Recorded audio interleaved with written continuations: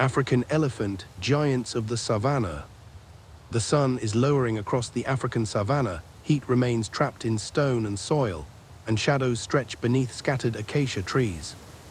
Dust hangs above a trail worn by generations, weaver birds settle into thorny branches, and insects begin calling from the grass. Beyond a line of mopaine woodland, a family of elephants approaches open water, their bodies emerging slowly through the evening haze. At the front walks an experienced female, her ears move with the warm air, and younger animals follow the direction she has chosen. This is the African savanna elephant. Its scientific name is Loxodonta africana, and it is the largest living animal to walk on land. An adult bull can stand higher than a vehicle, a mature female may guide a family for decades, and a newborn calf enters a society built on memory. The herd is not moving without purpose. Every path connects feeding ground, shade, and water, and every season changes the distance between them. The elephants continue toward the river, broad feet pressing into soft earth, while low calls pass between bodies. Chapter 1: A giant in a changing landscape. The African savanna elephant occupies an enormous range, from open grassland to woodland and seasonal floodplain. Its life depends on moving between habitats rather than remaining in one place. The savanna is never truly uniform. Grass height, tree cover, and water can change within a few kilometers, and elephants respond to each difference as they travel. Large size provides strength and protection, but it also creates a constant need for food and water. A giant must find enough resources every day. The herd reaches a patch of greener grass, trunks sweep across the ground in steady arcs, and mouthfuls disappear almost without pause. Feeding does not stop the wider search. Ears turn toward distant sounds, trunks lift when the wind carries an unfamiliar scent. A landscape used by elephants contains remembered routes, old river crossings, mineral-rich soils, and dry-season refuges. Some may be revisited after years of absence. Rain can transform this country within days. Temporary pools appear and grass begins growing, allowing herds to spread far from permanent rivers. During drought, the same range contracts, water holes shrink, and vegetation becomes coarse, bringing elephants and other animals into closer contact. Their movement links distant parts of the ecosystem. Seeds, nutrients, and broken vegetation travel with them, and the route of a herd becomes useful to many smaller species. No single valley contains an elephant's entire life. The animal belongs to a network of places, connected by memory, weather, and continuous movement. As daylight fades, the family leaves the open grass and enters woodland, the changing landscape closing around their broad gray forms. Chapter 2: A body built on a massive scale. An elephant's body is supported by 4 column-like limbs. The bones align beneath the weight, reducing the muscular effort required simply to stand. The shoulders rise above tall grass, the back slopes gently toward the hindquarters, and the head is carried by a short, powerful neck. Unlike a running antelope, an elephant does not become airborne between strides. At least 1 foot normally remains in contact with the ground. Even so, the animal can move quickly. Its walk lengthens into a fast, rolling gait, and several tons of weight travel with surprising control. A large heart drives blood through the body, massive lungs supply working muscles, and the circulatory system must function through heat and exertion. The skeleton contains strong yet relatively light internal structures. Air spaces within parts of the skull reduce weight, making room for the trunk, teeth, and tusks. The ribs protect organs that process an immense daily intake. Plant material moves through a long digestive tract, and water is distributed through a body exposed to intense heat. Young elephants are built on the same general plan, but their proportions are different, with shorter trunks, softer feet, and smaller ears. Growth continues for many years. Bulls in particular add height and mass long after adolescence, and the largest individuals may be several times heavier than adult females. This scale changes every physical decision. A steep bank, deep mud, or narrow gap can become a serious obstacle, while smaller animals pass with little difficulty. The body is powerful but not indestructible. Injury to a leg or foot threatens the entire animal, because the remaining limbs must carry the same enormous load. The elephant moves beyond the trees, its weight supported through a design refined for endurance, not speed alone, but decades of travel across open country. Chapter 3: The Trunk, a Living Tool. The elephant's trunk is formed from the nose and upper lip. It contains no bones, and thousands of muscle bundles give it extraordinary control. Large muscles bend and lift the trunk, smaller groups twist its surface and shape the tip, creating movements that range from powerful to delicate. A branch can be torn from a tree, a log can be pushed aside, and moments later a single seed can be lifted from dust. The trunk is also the main organ of smell. Air is drawn across sensitive tissue, allowing the elephant to investigate food, water, and other animals. When scent arrives from a distance, the trunk rises above the head, sampling air that has not been disturbed near the ground. During drinking, water is drawn into the trunk and held temporarily, then poured into the mouth in repeated loads. The trunk does not carry water directly to the stomach. It functions as a container and transfer system, combining strength, suction, and precise timing. Young calves require months to gain control. They step on the trunk, swing it, and miss objects, learning through constant use and imitation. Social contact also depends on it. Elephants touch faces, mouths, and scent glands, confirming identity and condition at close range. A mother may guide a calf with a gentle push, a frightened animal may reach toward a companion, and a greeting can involve several trunks at once. The trunk can produce sound as well as receive information. Air forced through it creates trumpets and snorts, while its tip feels vibration in objects and soil. For the elephant, the trunk is not a separate tool carried by the body. It is the center of feeding, breathing, communication, and exploration. Chapter 4: Tusks, Teeth, and the Work of Ivory. Elephant tusks are enlarged upper incisor teeth. They begin growing early in life and continue lengthening through much of adulthood.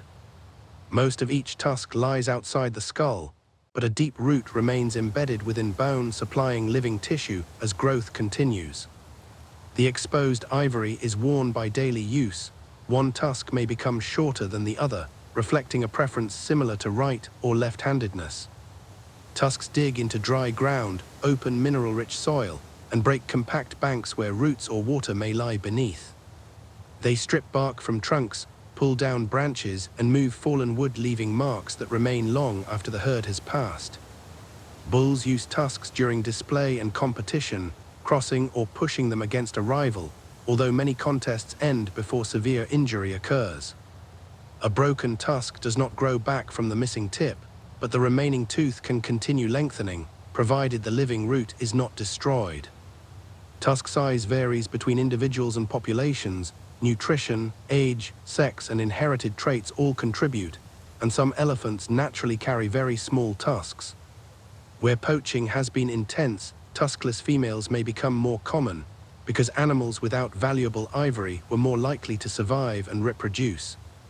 This is evolution occurring under human pressure, a commercial demand changing which traits pass into the next generation within only a few decades.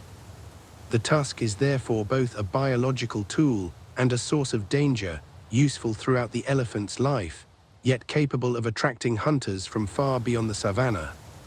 An old bull moves past a scarred tree, one tusk polished by years of digging, the other worn shorter by a lifetime of preferred use. Chapter 5: Ears in the Heat. The ears of a savanna elephant are among the largest in the animal kingdom. Their thin skin contains a dense network of blood vessels, and each one forms a broad surface exposed to moving air. Warm blood enters the ear, heat passes through the skin, and cooler blood returns toward the center of the body. Flapping increases airflow across the vessels, turning the ears into living radiators, especially useful during the hottest hours of the day. The ears cannot remove unlimited heat. An elephant may still seek shade, water, or mud, combining anatomy with behavior. When the animal enters a river, water is sprayed across the head and shoulders, and wet ears cool more effectively as moisture evaporates. Ear position also communicates mood.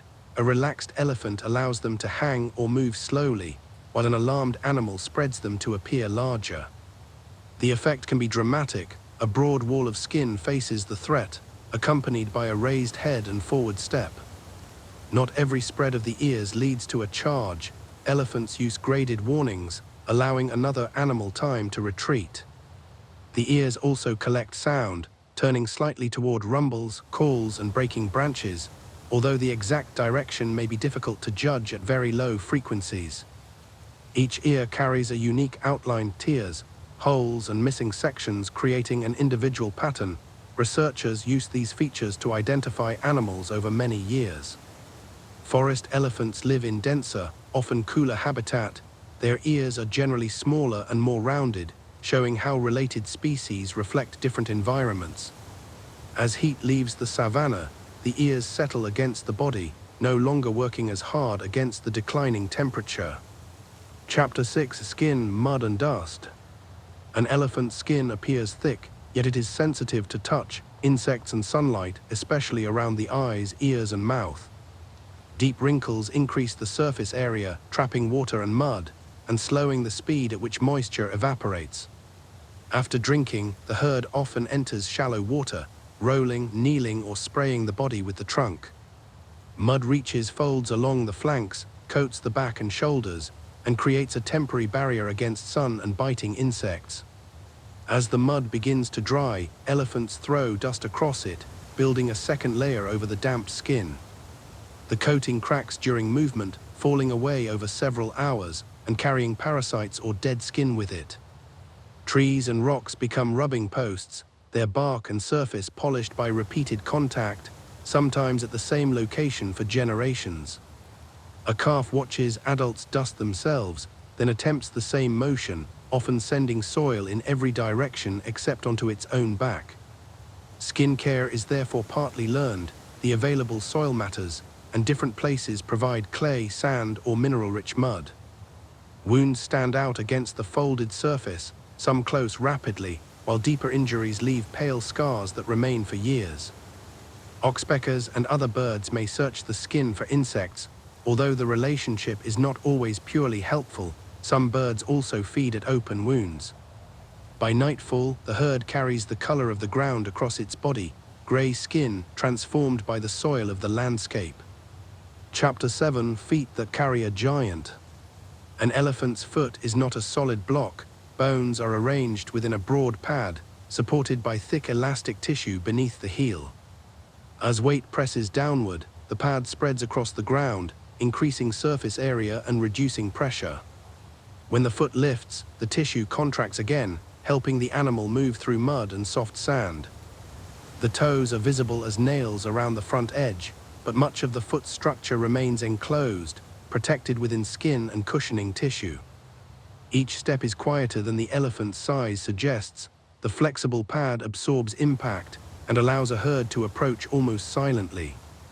On hard ground, the same foot can travel many kilometers, although cracks, infection, or embedded objects may cause serious problems.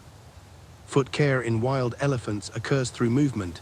Different surfaces wear the nails and pads, while water and mud soften damaged tissue. Tracks reveal far more than direction. Their size can suggest age, and their depth records soil condition as well as weight. A calf's prints remain close to those of its mother, often appearing between the larger impressions, where the young animal has walked within the herd. Water collects in deep tracks after rain, creating tiny pools used by insects and amphibians, a brief habitat formed by a single step. Elephants can also detect vibration through the ground, sensitive structures in the feet and limbs receiving low-frequency signals, including distant calls and possibly the movement of other herds. The family crosses a dry riverbed, dozens of broad prints marking the sand, before wind begins softening every edge. Chapter 8: A world shaped by smell. Vision is useful across open ground, but smell reaches around trees and beyond the horizon, carrying information before an elephant sees its source. The trunk samples continuously, moving near the soil, across vegetation and into the wind, comparing one trace with another. A family member leaves a chemical signature in dung and urine. Identity, reproductive condition, and recent presence can all be detected long after the animal has moved away. At a crossroads of trails, an elephant may stop for several minutes, touching old dung and bringing the trunk tip toward the mouth. This behavior delivers chemicals to a sensory organ in the roof of the mouth, known as the vomeronasal organ, which is especially important in reproductive communication. Water also announces itself through smell moist soil, aquatic plants, and the scent of animals gathering nearby, creating a trail that may extend far across dry country. During drought, experienced elephants may search beyond familiar sources, testing wind and ground for evidence of hidden water. The smell of people can produce a different response. A herd that has experienced conflict may become alert immediately, even when no person is visible. Smoke, livestock, and machinery create overlapping signals. The matriarch pauses to separate danger from ordinary human activity, drawing on earlier encounters. Calves learn these reactions by watching adults. Their own experience is limited, so the behavior of older relatives becomes a guide. Smell also supports feeding. The trunk rejects spoiled material, finds ripe fruit beneath leaves, and identifies roots below loose soil. To an elephant, the savanna is layered with invisible paths, every breeze carrying fragments of lives beyond sight. Chapter 9: Voices Below Human Hearing. Elephants communicate through trumpets, roars, snorts, and rumbles. Some calls are loud enough to carry across open country, others remain soft and private within the herd. The deepest rumbles contain frequencies below ordinary human hearing, known as infrasound, and these low waves can travel for several kilometers. Large vocal structures in the throat produce the sound. The body itself may vibrate, while the mouth or trunk changes its final quality. Cool evening air can improve transmission. A temperature layer near the ground bends sound back toward the surface, allowing distant elephants to hear more clearly. A contact call keeps separated groups connected. One family may answer from beyond woodland, turning toward relatives it cannot yet see. Alarm calls are different, urgent, shorter, and often accompanied by movement, causing calves to close around adult legs. A mother uses quieter rumbles with her young, guiding a calf to follow, warning it away from danger, or encouraging it to stand. Greetings can become a chorus, several elephants rumbling, trumpeting, and touching, their voices overlapping with rapid movement. The feet may detect part of the signal through soil, low-frequency vibration entering the limbs, then traveling towards sensitive structures in the inner ear. Researchers record these calls with microphones and ground sensors, slowing or visualizing frequencies that people cannot hear directly, revealing conversations across the landscape. Meaning depends on context. The same general call can change with age, urgency, and social relationship, and listeners combine sound with scent and posture. After dark, a rumble leaves the herd and travels across cooling ground, reaching another family somewhere beyond the river. Chapter 10: Inside the Family Herd. The core elephant family is made of related females, and their young mothers, daughters, sisters, and calves remain together, sometimes for their entire lives. Group size changes with food and season. A small unit may contain only a few close relatives, then join dozens of others near water or fresh grass. The herd is not controlled through constant force. Movement begins when one animal chooses a direction, and others respond through familiarity and trust. Adult females share responsibility for protection, standing around calves when danger approaches, and helping a distressed young animal regain its feet. An ant may guide a calf away from deep water, a sister may stand beside a mother during birth, and older juveniles practice care on younger relatives. These helpers are often called alamothers. Their experience benefits the calf while preparing them for their own future offspring. Social bonds are reinforced through touch. Trunks pass over faces, ears, and mouths, confirming identity at close range. When families reunite after separation, the response can be intense, with spinning bodies, raised heads, and overlapping calls. Conflict within the group is usually limited. A push or vocal warning establishes space without threatening the long-term bond. Food shortage can create tension, especially at a small water hole or fruiting tree, but relatives continue traveling together after the competition ends. A calf grows within a network rather than beside one parent alone, learning the behavior of several adults and inheriting knowledge that no single elephant possesses completely. The family crosses open ground in a loose formation, calves protected near the center, while experienced females watch the edges. Chapter 11: The Matriarch and the Memory of Place. The matriarch is usually one of the oldest females. Her authority comes from experience, accumulated through decades of drought, rain, and danger. She remembers permanent water, seasonal pans and routes through woodland, including places the herd may not have visited for years. During normal seasons, several females may influence movement, but extreme conditions make old knowledge more valuable. A drought begins with small changes, grass loses color, shallow pools disappear, and familiar feeding grounds support fewer animals. The matriarch may lead the family farther than usual, across exposed ground and through ranges used by other herds, toward a source remembered from an earlier dry period. Her memory also includes social information, the voices and scent of relatives, neighboring families, and unfamiliar elephants. Older females distinguish between the calls of many individuals, responding more cautiously to strangers and more confidently to animals they recognize.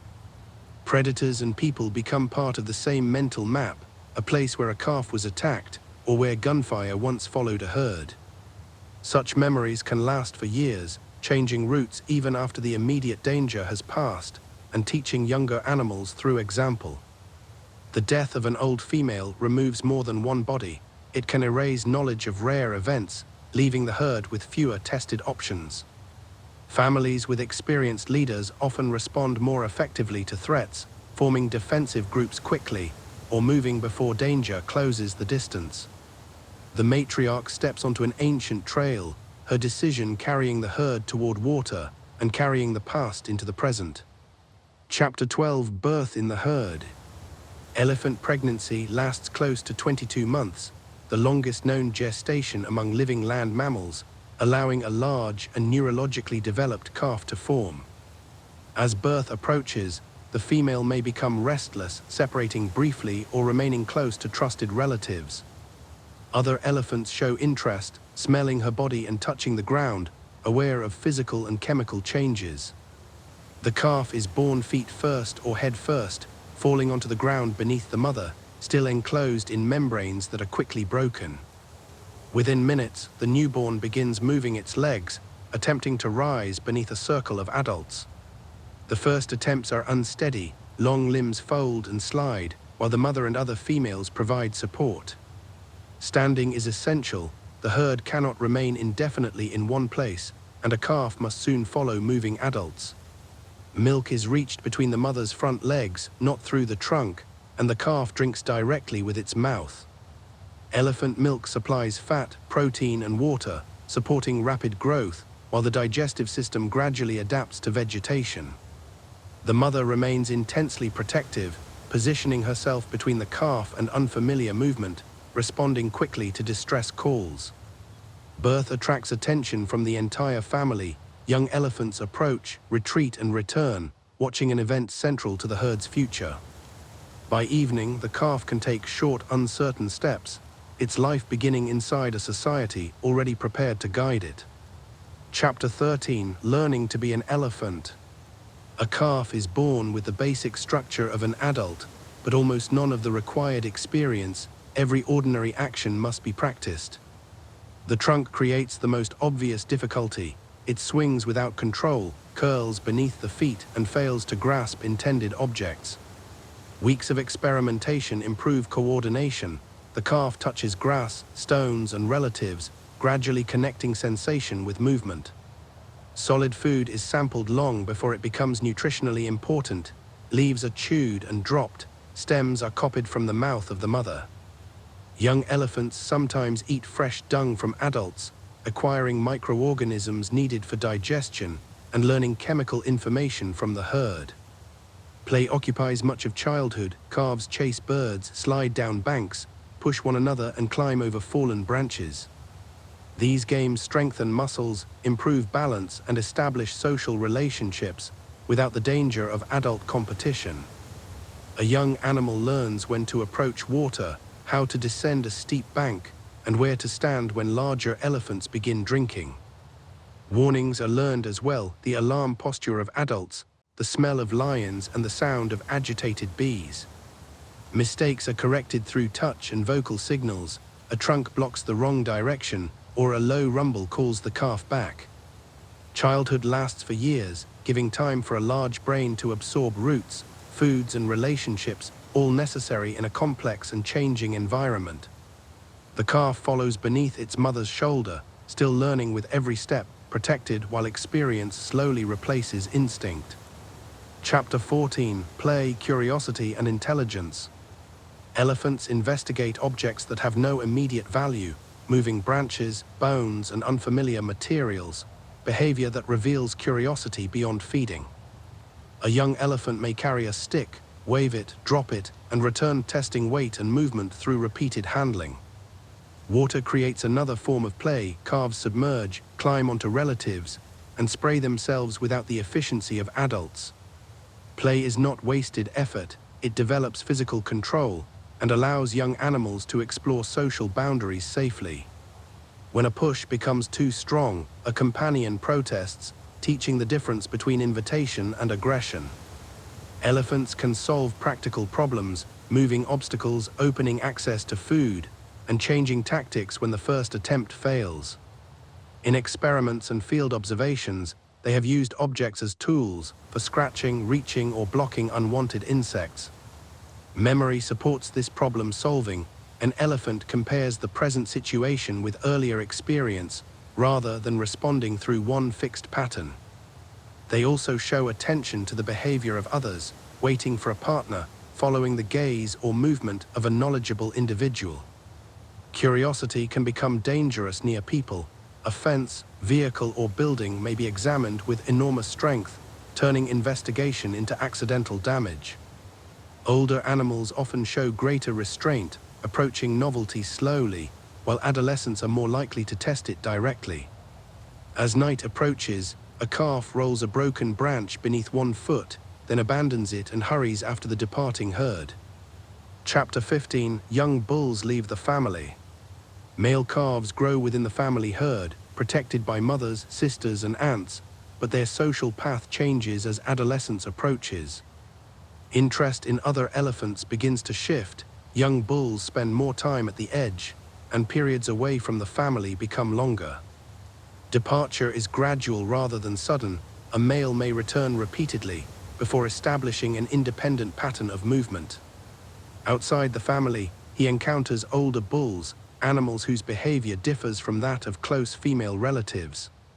Small bachelor groups form and dissolve. Companions travel together for days or months, then separate when food or reproductive opportunities change. Older males influence younger ones. Their presence can reduce reckless behavior and teach the social limits of adult competition. A young bull tests strength through pushing, sparring with animals of similar age, learning when to advance and when to withdraw. The lessons are physical, but they are also social, because serious injury is costly for both participants. Male ranges can become extensive, crossing the territories of several family groups and connecting distant water and feeding areas. A bull may travel alone for long periods, yet independence does not mean isolation. He remains part of a wider network of known individuals. At a river, several males gather without aggression, drinking, touching, and exchanging scent before moving apart. The young bull leaves at dusk, no longer sheltered inside the family, but not yet carrying the authority of full maturity. Chapter 16: Musth and the contest between bulls. Mature bulls periodically enter a reproductive condition called musth. Hormone levels rise, and behavior changes in ways recognized by other elephants. Fluid drains from temporal glands beside the eyes, urine may dribble continuously, and a powerful scent marks the animal's condition. A bull in musth walks with a distinctive posture, head held high and ears moving steadily, advertising presence before any direct encounter. He travels more widely, searching for females that are ready to mate, sometimes reducing the time spent feeding. Other bulls assess his age and strength, A younger male may move aside, avoiding a contest it is unlikely to win. When two well-matched animals meet, they approach cautiously, touching trunks or standing parallel before pressure increases. Displays can include head shaking, dust throwing, and vegetation breaking. Each one reveals size and confidence, without requiring immediate physical contact. A serious fight brings tusks and immense body weight together. The ground shakes beneath pushing feet, and wounds can penetrate deeply. Most encounters end earlier. One bull turns away, preserving energy and avoiding an injury that could threaten survival. Musth does not last throughout the year. Its timing and duration change with age, health, and social status. Older bulls often remain in the condition longer. The reproductive advantage is substantial. Females frequently prefer mature musth males, and these bulls father a large share of calves. After the period ends, the bull returns to quieter movement, his body shifting from competition back toward feeding and recovery. Chapter 17: Courtship and Mating. A female's reproductive condition is communicated chemically. Urine and genital secretions carry information, and males investigate them with the trunk. The bull places the trunk tip in his mouth, using the vomeronasal organ to determine whether the female is approaching ovulation. Several males may follow the same herd, but size and musth status influence access, creating a moving field of competition. Courtship is not simply a chase. The female may approach, avoid, or test the male, her behavior affecting whether he remains close. A receptive pair may separate from the herd briefly, touching trunks and standing side by side before mating occurs. The act itself is short compared with the search, yet it follows days of scent tracking, assessment, and interaction. Afterward, the animals do not form a permanent pair. The bull continues traveling, and the female remains with her family. Conception begins an exceptionally long pregnancy, nearly 2 years of development, supported by the mother's feeding success across several seasons. The interval between calves is also long, often several years, because nursing and care continue well beyond birth. This slow reproductive rate shapes elephant conservation. A population cannot replace adults quickly, even when habitat remains suitable. Every successful birth therefore represents more than one season. It depends on adult survival, reliable food, water, and social stability over many years. The herd moves on, carrying a pregnancy that will not become visible for months, while the bull disappears into another part of the range. Chapter 18: Feeding from grass to bark. An adult elephant may spend most of the day feeding. Its body demands a continuous supply of plant material, and no single food remains available in every season. During the rains, fresh grass is abundant, soft leaves and stems providing moisture and relatively high nutrition. The trunk tears bundles from the ground, strikes them against a leg to remove soil, then places them into the mouth. As the dry season advances, grass becomes coarse, and elephants turn increasingly toward leaves, bark, roots, and branches. A tree is approached from several angles. The trunk pulls at foliage, while tusks and body weight open access to tougher material. Bark contains nutrients and moisture, but removing it can damage or kill the tree, especially when feeding pressure is concentrated. Fruit provides a seasonal reward, its scent attracting elephants from a distance, and fallen seeds are consumed with pulp. Different habitats produce different diets. Floodplains offer reeds and aquatic plants, while woodland herds use shrubs and tree canopies. Elephants are selective within abundance, choosing particular species and plant parts, even while consuming large quantities overall. Older animals know where certain trees fruit, when roots retain moisture, and which plants become useful after fire. Feeding changes the vegetation physically. Branches break, paths open, and trees are pushed over, creating opportunities for grasses and smaller browsers. By night, the herd has traveled several kilometers while eating, its route shaped one mouthful at a time. Chapter 19: Teeth, Digestion, and the Cost of Size. Behind the tusks, an elephant relies on enormous grinding teeth, used to crush grass, bark, and fibrous stems. Only a portion of the chewing surface is active at once. As a tooth wears down, a new one moves forward from the rear of the jaw.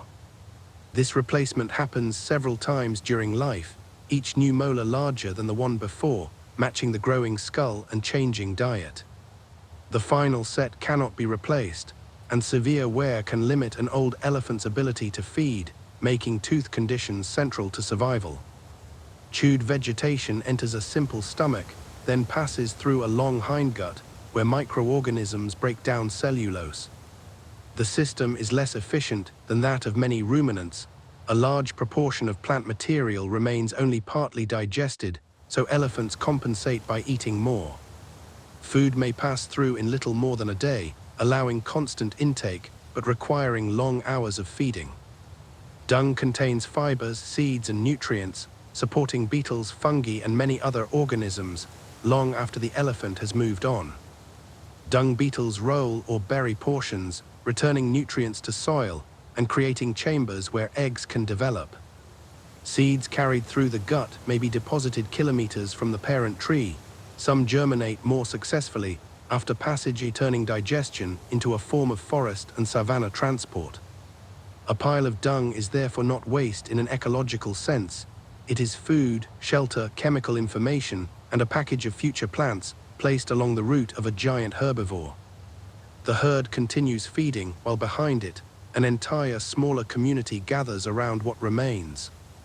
Chapter 20: Water, Thirst, and the River. Water determines much of an elephant's movement. An adult can drink a large volume at one visit, and hot weather increases the need further. The trunk draws water in rapidly, holding several liters before curling toward the mouth. Drinking occurs in repeated cycles, the rhythm continuing until thirst is satisfied, while calves remain close to mothers. Young animals sometimes enter too deeply, losing balance in soft mud, and adults use trunks and bodies to guide them back. A river is more than a place to drink. It offers cooling, bathing, and social contact, attracting several families at once. The largest animals enter first, water rising along their flanks, while calves swim or walk beneath the protection of adults. Elephants are capable swimmers, their bodies supported by buoyancy, and the trunk held above water like a breathing tube. Deep crossings can separate a calf from the bottom, forcing it to paddle, as nearby adults control the pace. At crowded water holes, dominance affects access. One family may wait until a larger group leaves. Predators also watch these gatherings. Though adult elephants are difficult targets, the confusion near water can expose young animals.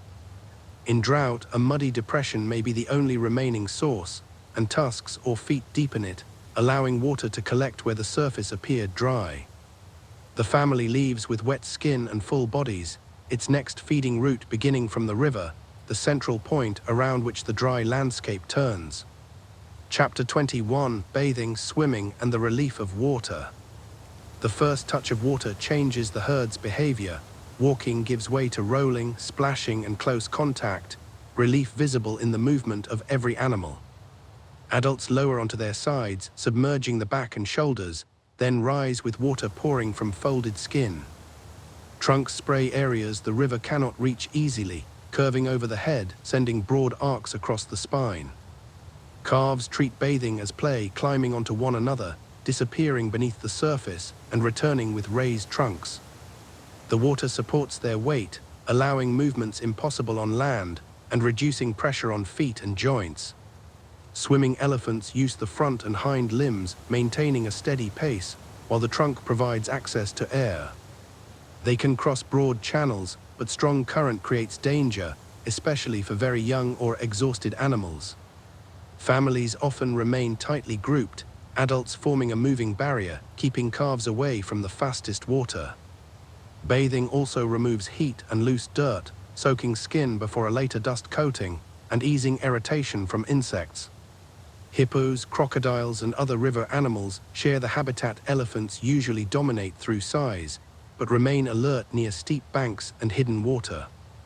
When the herd climbs out, mud slides beneath broad feet, and each animal chooses a safe route up the slope. For several minutes the elephants stand dripping in the evening air, then dust rises again, and the river becomes quiet behind them.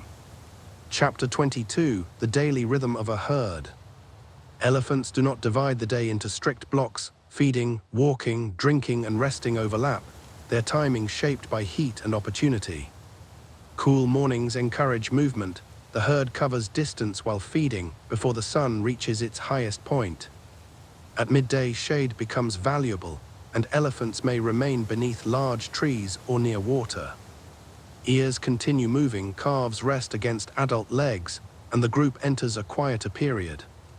Feeding resumes as temperature falls, often continuing far into the night, when darkness reduces heat and human disturbance.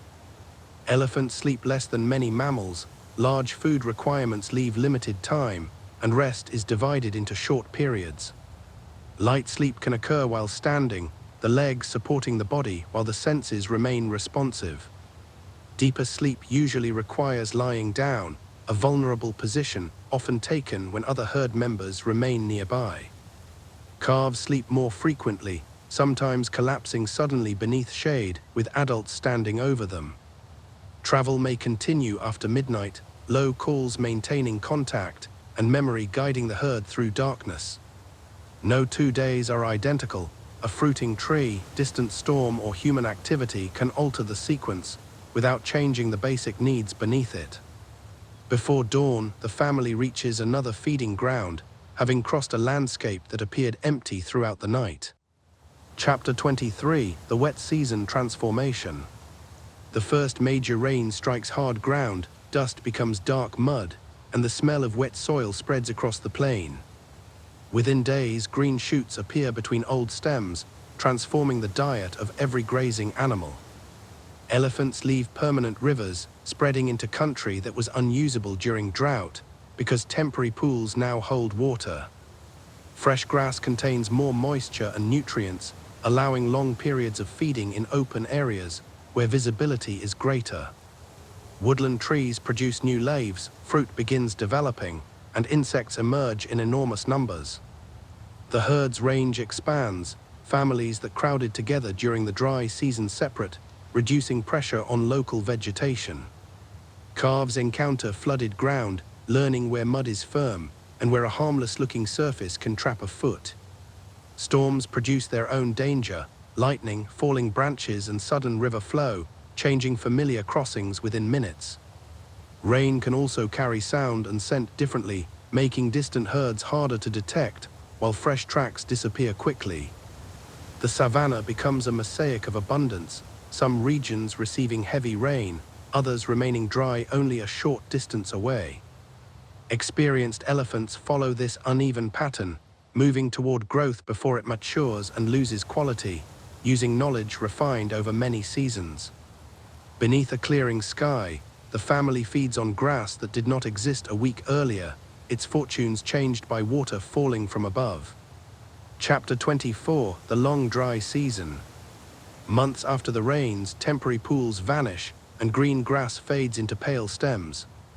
The herd returns toward permanent water, using routes that narrow as the landscape dries, and meeting animals from wider areas. Food remains abundant in quantity, but its quality falls, forcing elephants to spend longer feeding. Bark and branches become more important. Trees around water show heavy damage, and open areas widen under repeated pressure.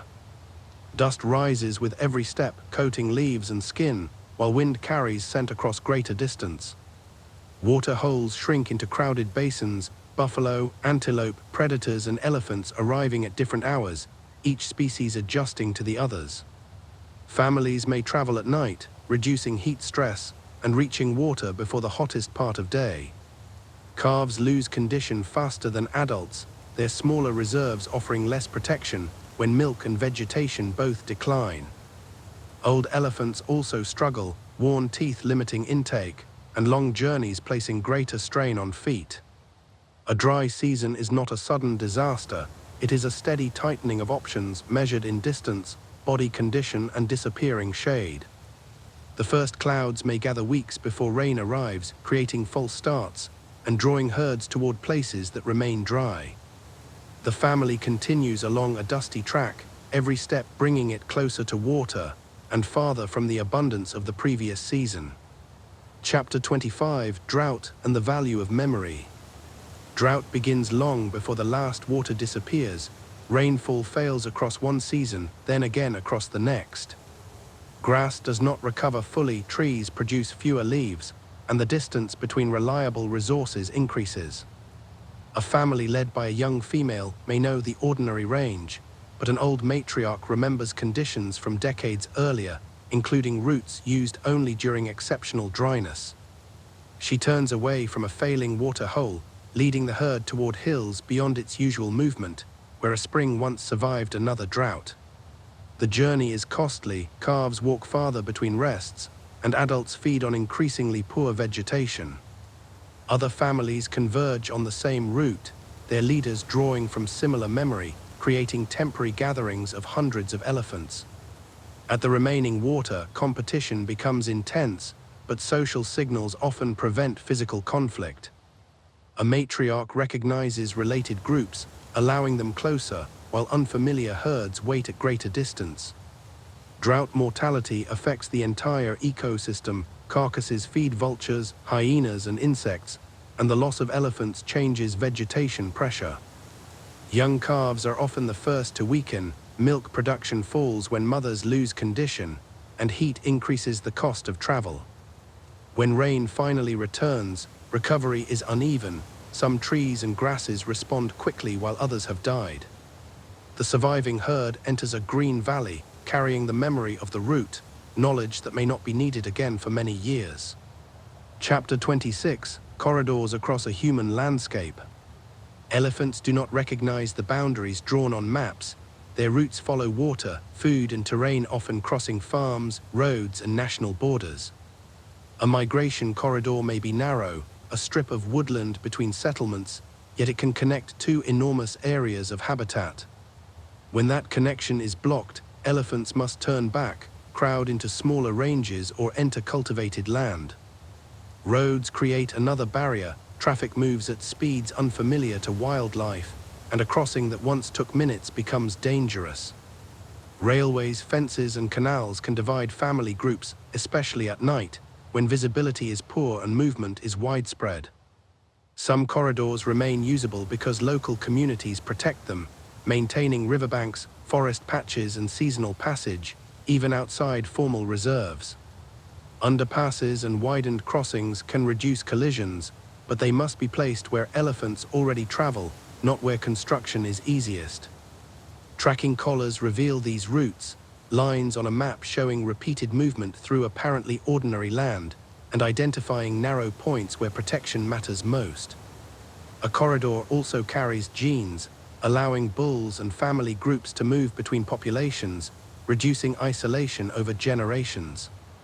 People living along the route experience real costs, crops can be damaged, and close encounters threaten lives on both sides. Successful conservation therefore includes compensation, warning systems, and local authority, not simply instructions imposed from a distant city, because coexistence must work at ground level. At midnight, a herd crosses a quiet road between two reserves, using a passage older than the asphalt beneath its feet. Chapter 27: Crossing a flooded river. Seasonal rain has transformed a familiar river. The channel is wider, and brown water moves with unusual force.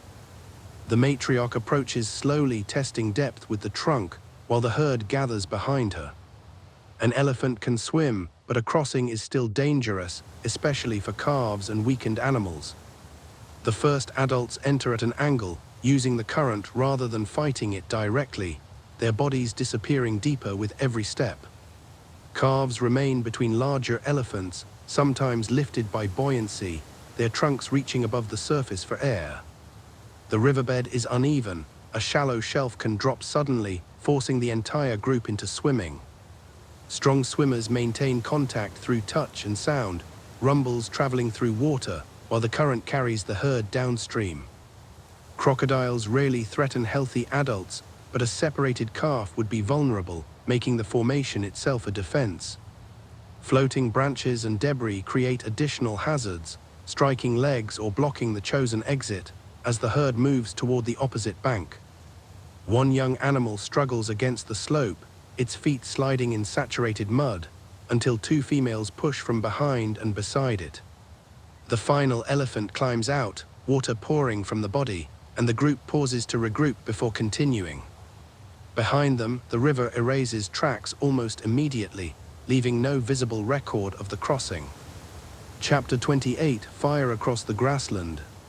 Fire is part of many African savannas, ignited by lightning or people, and carried through dry grass by wind. A low fire may move quickly, flames passing beneath scattered trees, while smoke spreads far ahead of the front. Elephants detect the change through scent and sound, often moving away before flames approach, using routes that lead toward open or already burned ground.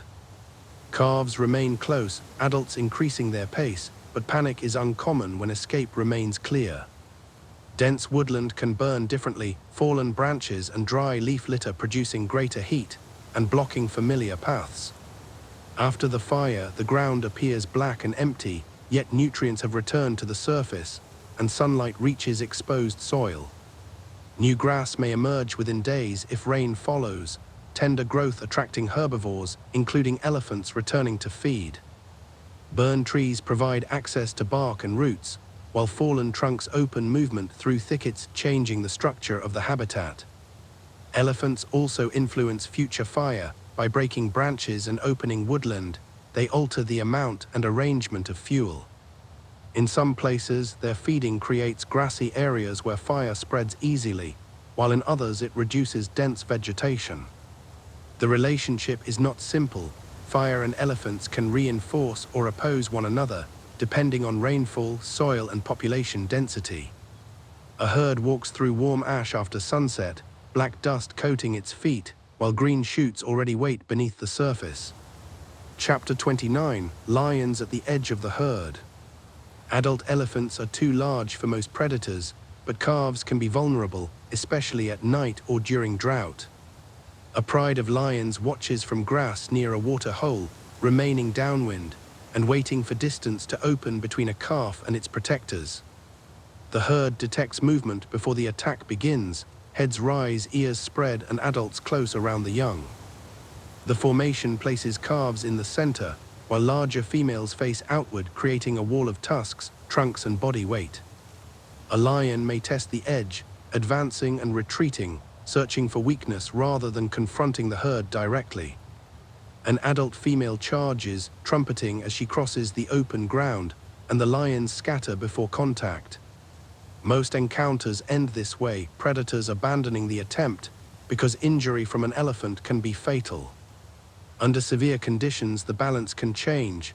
A weakened calf, isolated young bull, or exhausted adult may become possible prey for a large pride. Such attacks are uncommon, but their risk influences behavior, keeping calves close and shaping where herds rest. Elephants remember the smell and sound of lions, responding differently to their roars than to less dangerous animals, and teaching that response to the young. The lions remain near the water, turning attention towards smaller herbivores, while the elephant family moves into open ground. Predation rarely controls elephant numbers directly, yet the threat still forms part of calfhood, a danger managed through cooperation and size. Chapter 30: Bees, Birds, and Smaller Neighbors. Not every threat to an elephant is large. African honeybees can drive an entire herd away, targeting sensitive skin around the eyes and trunk. The sound of disturbed bees produces immediate caution, adults rumble warnings, and calves move with the group as it retreats. This reaction has become useful to farmers. Some protect fields with beehive fences, where movement pulls connecting wires and agitates the colony. The method can reduce crop damage, while also producing honey, although it works best where healthy bee populations remain. Birds interact with elephants in other ways. Cattle egrets follow feeding herds, catching insects disturbed from grass. Oxpeckers search folded skin, removing ticks and other parasites, but may also feed at open wounds. Drongos and hornbills use elephant movement as an opportunity, watching for reptiles or insects exposed by heavy feet, their feeding tied to the path of the herd. Tortoises, frogs, and small mammals use elephant tracks after rain, finding water in deep impressions, or shelter beneath broken vegetation. Dung supports an even larger community. beetles arriving within minutes, followed by fungi, flies, and seed-eating birds. The elephant is often unaware of these followers, yet its movement creates opportunity at every scale, from a broken branch to a single footprint. In return, the alarm calls of birds may alert the herd, adding information from animals that watch the landscape differently. A family passes through tall grass, and behind it, dozens of smaller lives respond to the temporary disturbance. Chapter 31: Engineers of the Savanna. Elephants are often called ecosystem engineers because their bodies physically reshape habitat, creating changes that outlast the animals themselves. A tree may be pushed over to reach upper branches, opening sunlight to the ground, where grass and shrubs begin growing. Bark stripping can weaken woodland, while repeated feeding prevents some young trees from maturing, maintaining open savanna.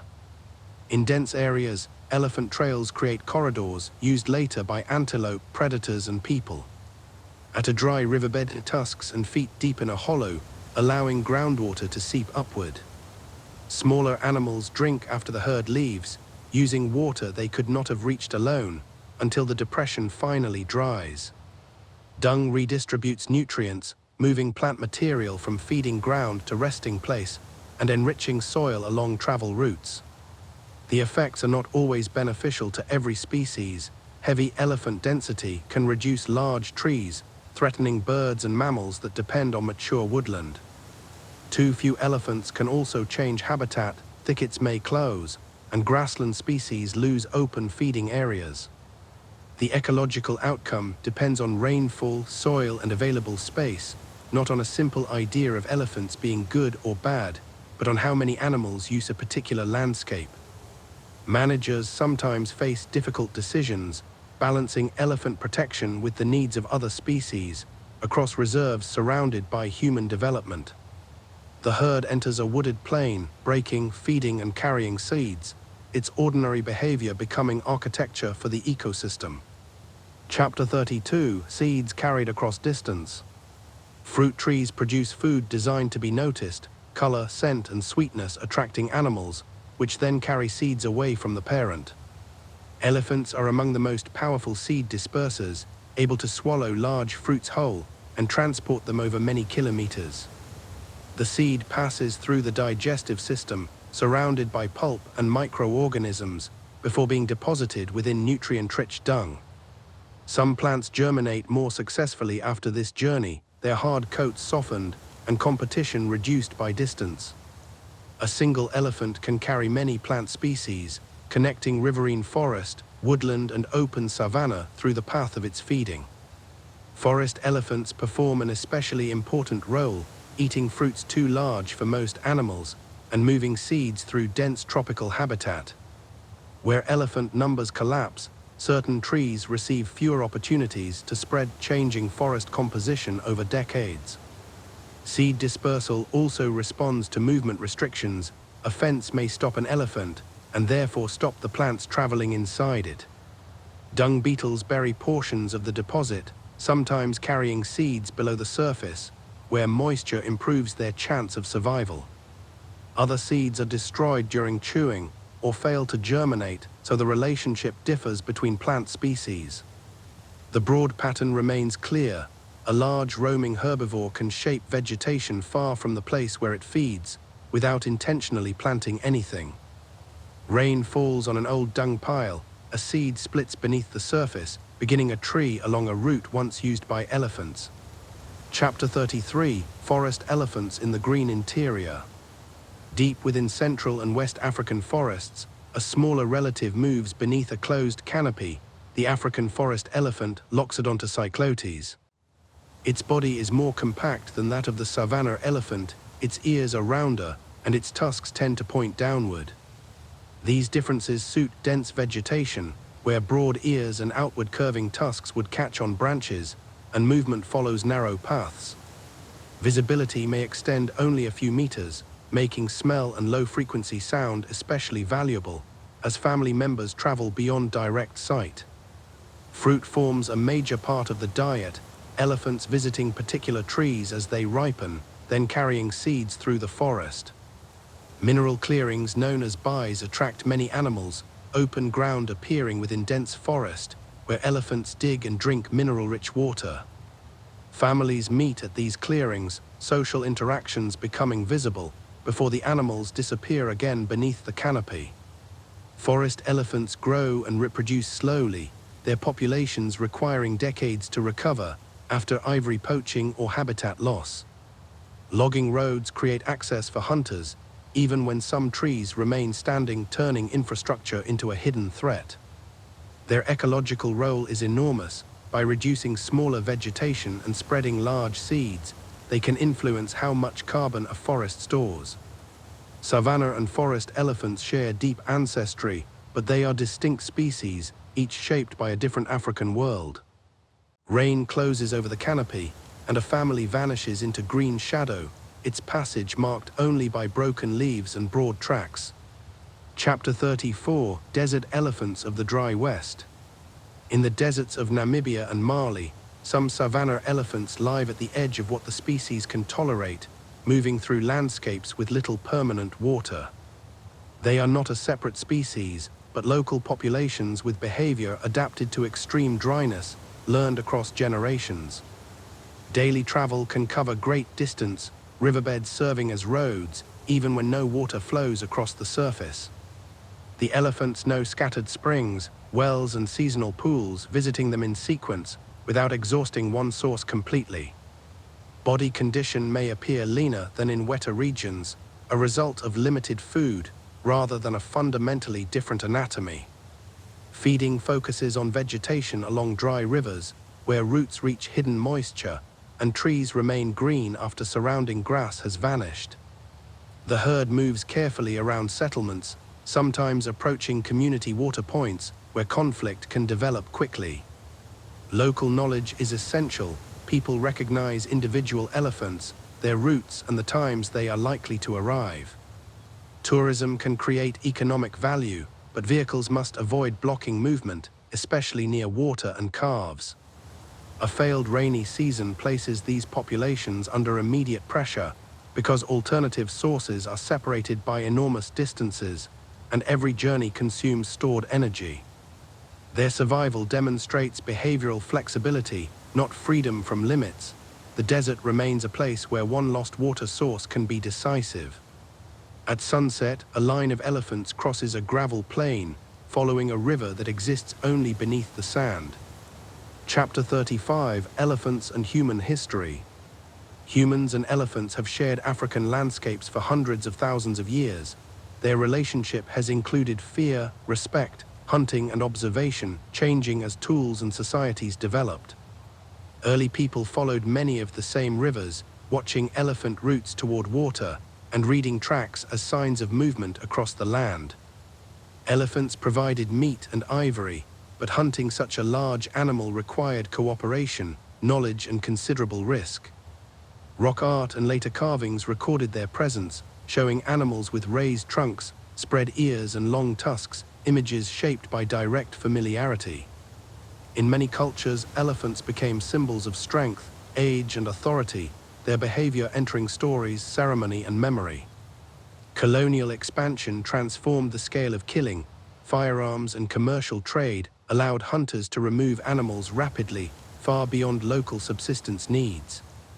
Ivory traveled to distant markets, becoming piano keys, ornaments, and personal objects, disconnected from the death required to obtain it. At the same time, railways, farms, and settlements occupied older ranges, restricting movement even where hunting declined.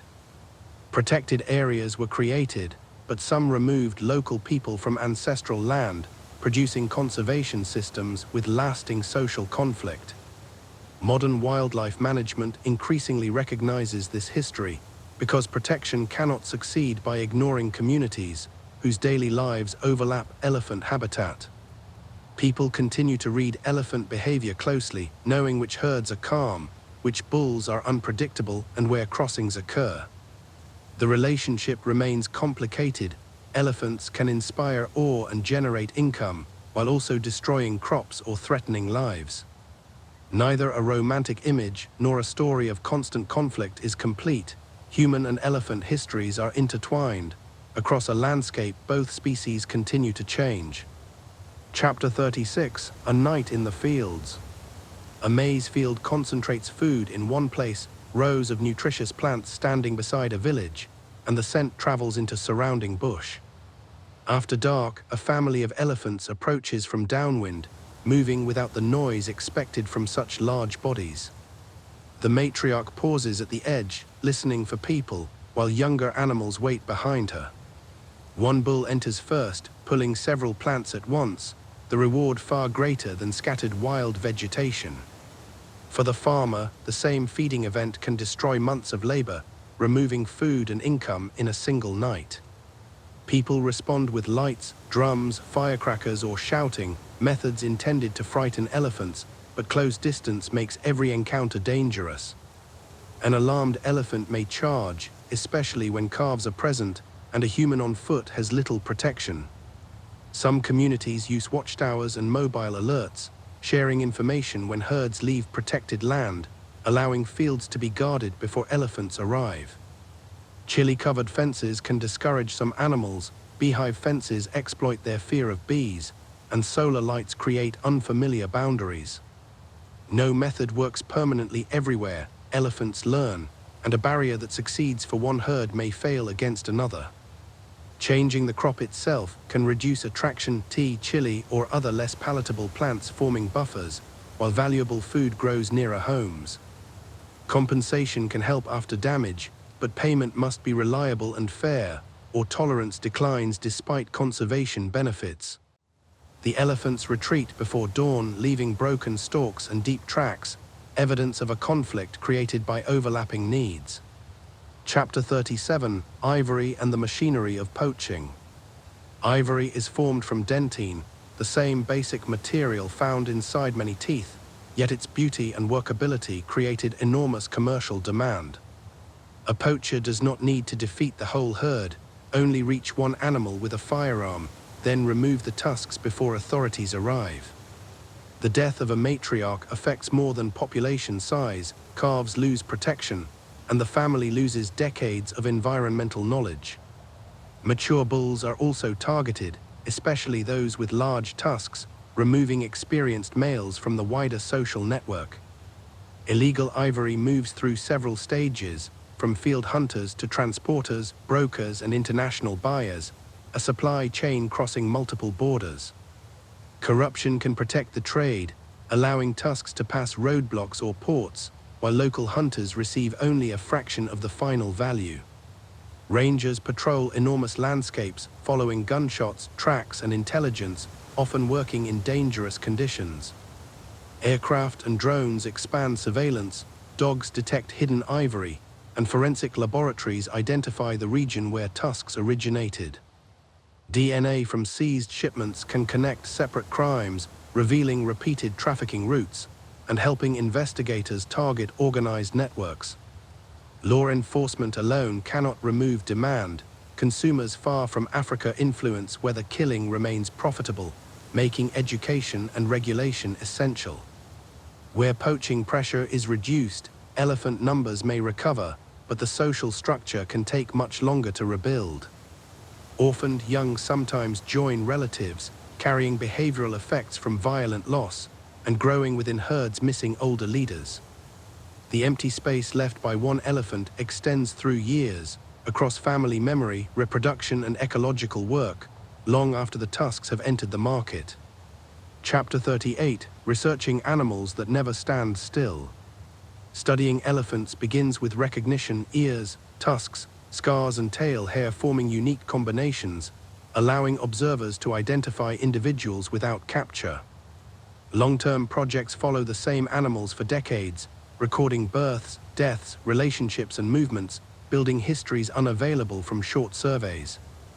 A field researcher may spend hours beside one herd, noting who approaches whom, which calls occur, and how calves are treated. Photography creates a permanent record, a torn ear visible years later, confirming that an animal has returned to the same area. GPS collars provide another scale, recording locations through day and night, across distances impossible to follow by vehicle. The collar must be fitted carefully, loose enough for movement, strong enough to remain through woodland and mud. Immobilization carries risk, so teams work quickly, monitoring breathing and temperature before the elephant stands again. Location data reveals corridors, drought refuges, and encounters with roads, turning individual movement into a map for conservation. Dung offers information without direct handling. DNA identifies sex and relatedness, while hormones indicate stress or reproductive condition. Acoustic recorders monitor low-frequency calls, capturing communication beyond visual range and showing when elephants pass through dense habitat.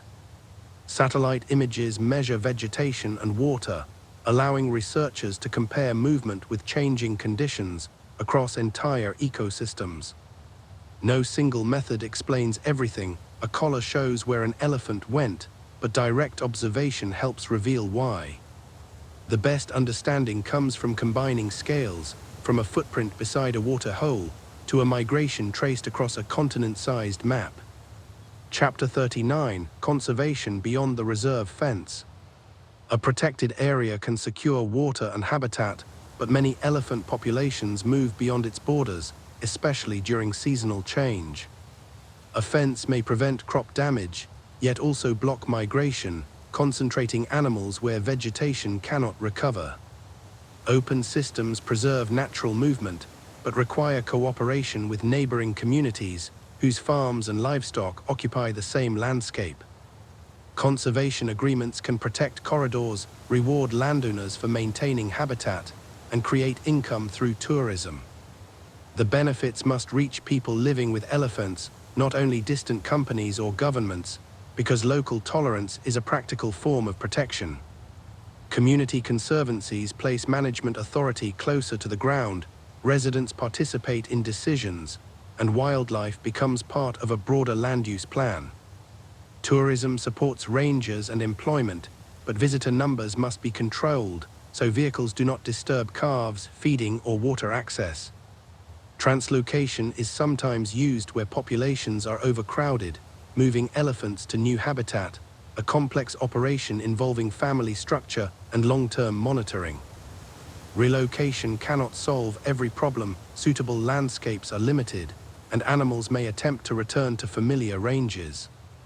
Population control remains controversial, especially where reserves are isolated, because ecological pressure and animal welfare must both be considered. The most durable approach protects space, maintains movement, and reduces conflict before emergency measures become necessary. A herd crossing from reserve to community land does not know the boundary. Its future depends on whether people on both sides can plan for the same journey. Chapter 40, Climate Change and an Uncertain Rainfall. African climates have always varied, but rising global temperatures are changing the pattern, increasing heat and altering when rain arrives.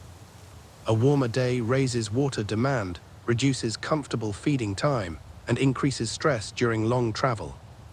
Rain may become less predictable, heavy storms replacing steady seasonal falls, creating floods followed by extended dry periods. Vegetation responds unevenly. Some tree species tolerate drought, while others fail to produce leaves or fruit. Elephants can move farther than many animals, a major advantage, but movement only helps when connected habitat remains available. Human development reduces that flexibility, roads, farms, and fences limiting access, just as climate makes old ranges less reliable. Drought can lower birth success, mothers produce less milk, and calves face greater risk during their first years. Heat also changes disease and parasite patterns, allowing some organisms to expand into new regions, or increasing contamination around shrinking water sources. Forest elephants face different pressures. Drying forests may produce less fruit, and fire can enter places that rarely burned before. Elephants influence climate in return by shaping vegetation and dispersing seeds. They affect carbon storage across forests and savannas. Protecting large connected landscapes becomes a climate strategy, giving herds room to follow water and allowing ecosystems to adjust around them. The herd cannot understand atmospheric carbon, but it experiences the result directly, through hotter ground, uncertain rain, and longer journeys. Chapter 41: Disease, Injury, and the Work of Survival. An elephant's size protects it from many threats, but disease can enter through wounds, water, or insects, affecting animals too large for predators to challenge. Foot injuries are especially serious, a thorn, wire, or infection altering the gait and shifting weight onto other limbs. A damaged tusk can expose living tissue, creating pain and infection, while a broken tip alone may cause little difficulty. Calves can develop intestinal illness, losing water rapidly, and depending on the herd's ability to remain near safe sources. Anthrax occurs naturally in some soils, spores surviving for years, then infecting animals during particular weather conditions. An outbreak can kill elephants quickly, carcasses attracting scavengers, which may spread material across the landscape. Tuberculosis and other infections have also been recorded, especially where wildlife, livestock, and people interact, making disease part of conservation planning. Parasites occupy the skin and digestive tract, usually without causing severe harm, unless nutrition or stress weakens the host. Elephants sometimes care for injured companions, slowing movement, touching wounds, or helping an animal rise. Not every injury can be overcome. A fractured leg or deep gunshot wound may be fatal, despite the protection of the family. Veterinary teams intervene in some cases, removing snares, treating wounds, or providing water, but wild elephants cannot receive continuous care. Survival is therefore a balance of resilience and chance, the body capable of remarkable recovery, yet dependent on 4 working feet and access to the landscape. Chapter 42: Old Age and the Final Teeth. An elephant can live for many decades, its body recording time through tusk wear, scars, and changing posture, but age is not measured by size alone. The sequence of molar replacement provides one guide: young animals carrying smaller teeth, older individuals reaching the final set. As those last molars wear smooth, fibrous food becomes difficult to grind, and body condition may decline. Old elephants often seek softer vegetation, wet grass, aquatic plants, or fruit, reducing the effort required to chew. A familiar water source becomes increasingly important because long journeys place more strain on joints and feet, and recovery takes longer. Age can bring social value even as physical ability declines. An old female still remembers roots and relationships, guiding relatives through rare events. Older bulls carry status, their presence shaping younger males, even when they no longer dominate every contest. Clouded eyes, worn tusks, and sunken temples become visible, signs of a body approaching its limits, rather than one sudden disease. Some elephants die near water, unable to travel farther, while others disappear into woodland without being observed. The carcass becomes a major source of food, vultures, hyenas, insects, and microorganisms arriving, returning stored nutrients to the ecosystem.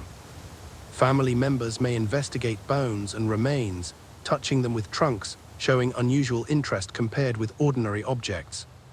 The exact meaning cannot be known, but the response reveals attention to death, within a species built on long memory and enduring social bonds.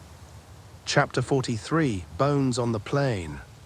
Months after an elephant dies, hide and soft tissue have disappeared, leaving a broad scatter of pale bone. The skull is unmistakable, large air spaces reducing its weight, and the tusk sockets extending deep into the face. To someone unfamiliar with the anatomy, the central nasal opening can appear like a single enormous eye, a shape that may have influenced old legends. The lower jaw lies nearby, its grinding teeth revealing age, wear, and the final years of feeding. Scavengers move parts of the skeleton, hyenas chewing smaller bones, and water carrying others after heavy rain. Minerals return slowly to soil, calcium and phosphorus entering plants, then moving into herbivores again. Elephants approaching the site often slow, smelling and touching bone, particularly pieces from the skull and tusks. They may return more than once, although the extent of recognition remains uncertain, and not every herd responds in the same way. A matriarch's death can reorganize the family, another female assuming leadership, while relationships shift around the absence. Calves that depended on the dead animal require additional care.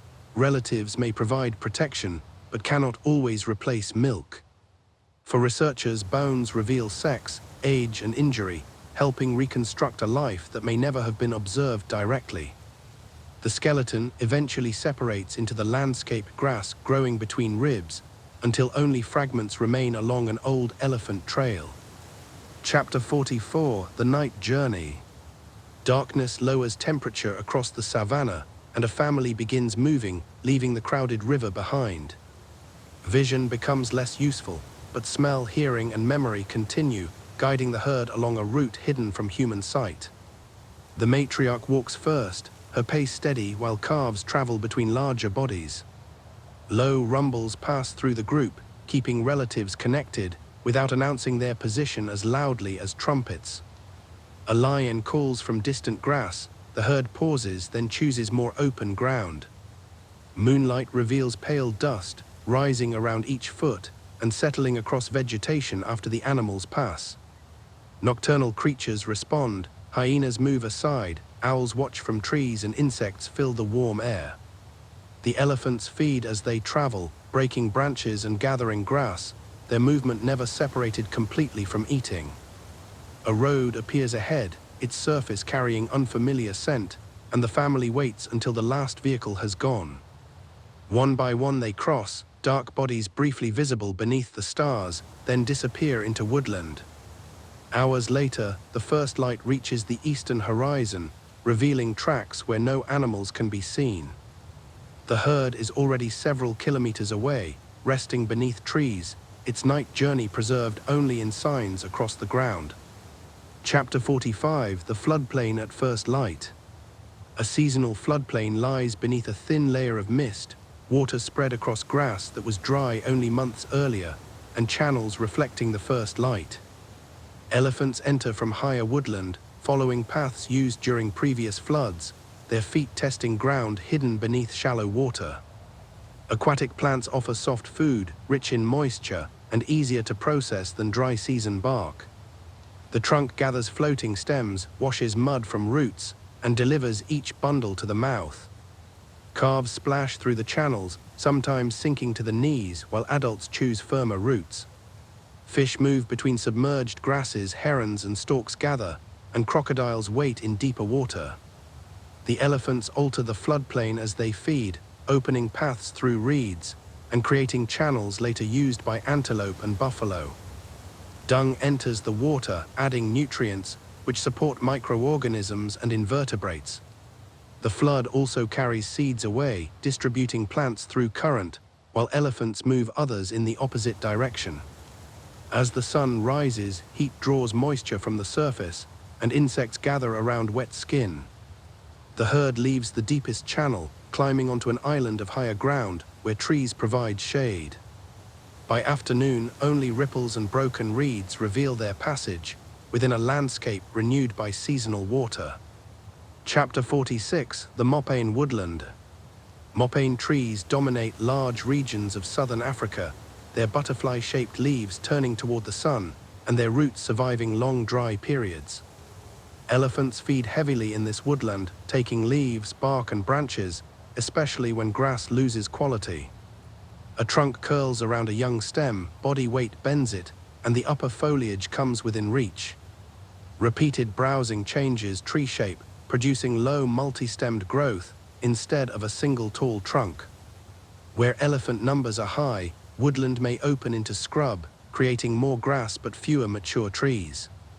Mopain leaves contain defensive chemicals, their taste and nutritional value changing with season, so elephants select among trees rather than feeding equally. Insects use the same woodland, mopain worms feeding on leaves and becoming an important food for people and wildlife.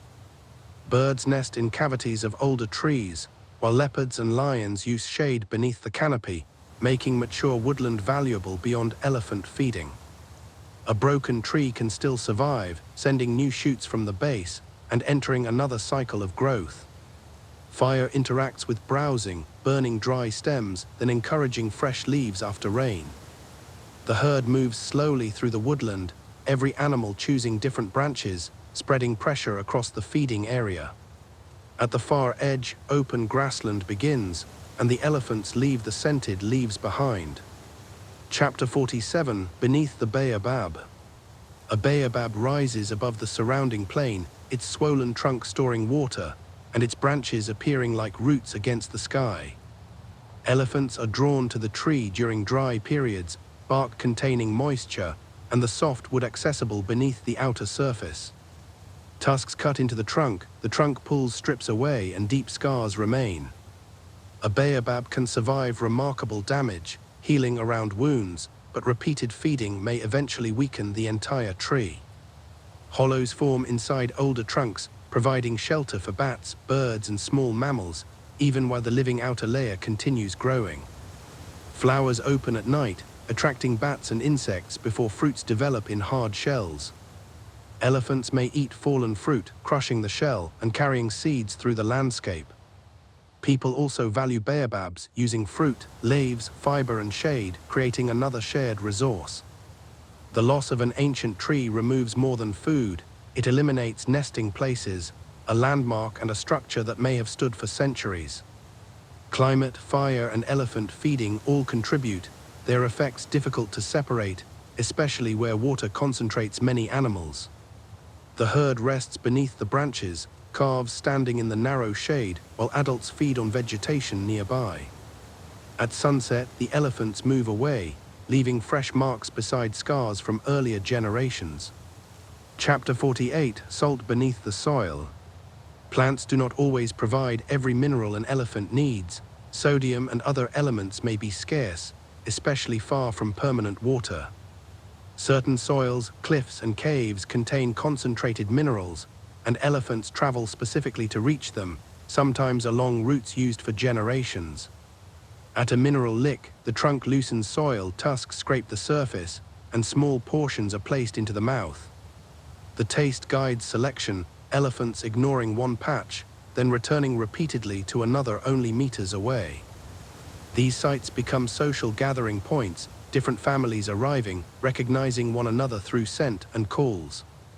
Tracks overlap until individual trails disappear, and the ground is reshaped into pits, banks, and exposed layers. In forest regions, elephants enter caves or deep clearings, following mineral deposits into darkness, an unusual journey for such a large animal. Calves imitate adults, tasting soil without understanding its value and learning which places attract the herd. Other species use the same licks, antelope, buffalo, and primates arriving, each seeking elements absent from ordinary food. Heavy use can destabilize banks, creating collapses, or deep hollows that collect water after rain. Researchers analyze soil and plant chemistry, comparing mineral content, to understand why one site becomes important.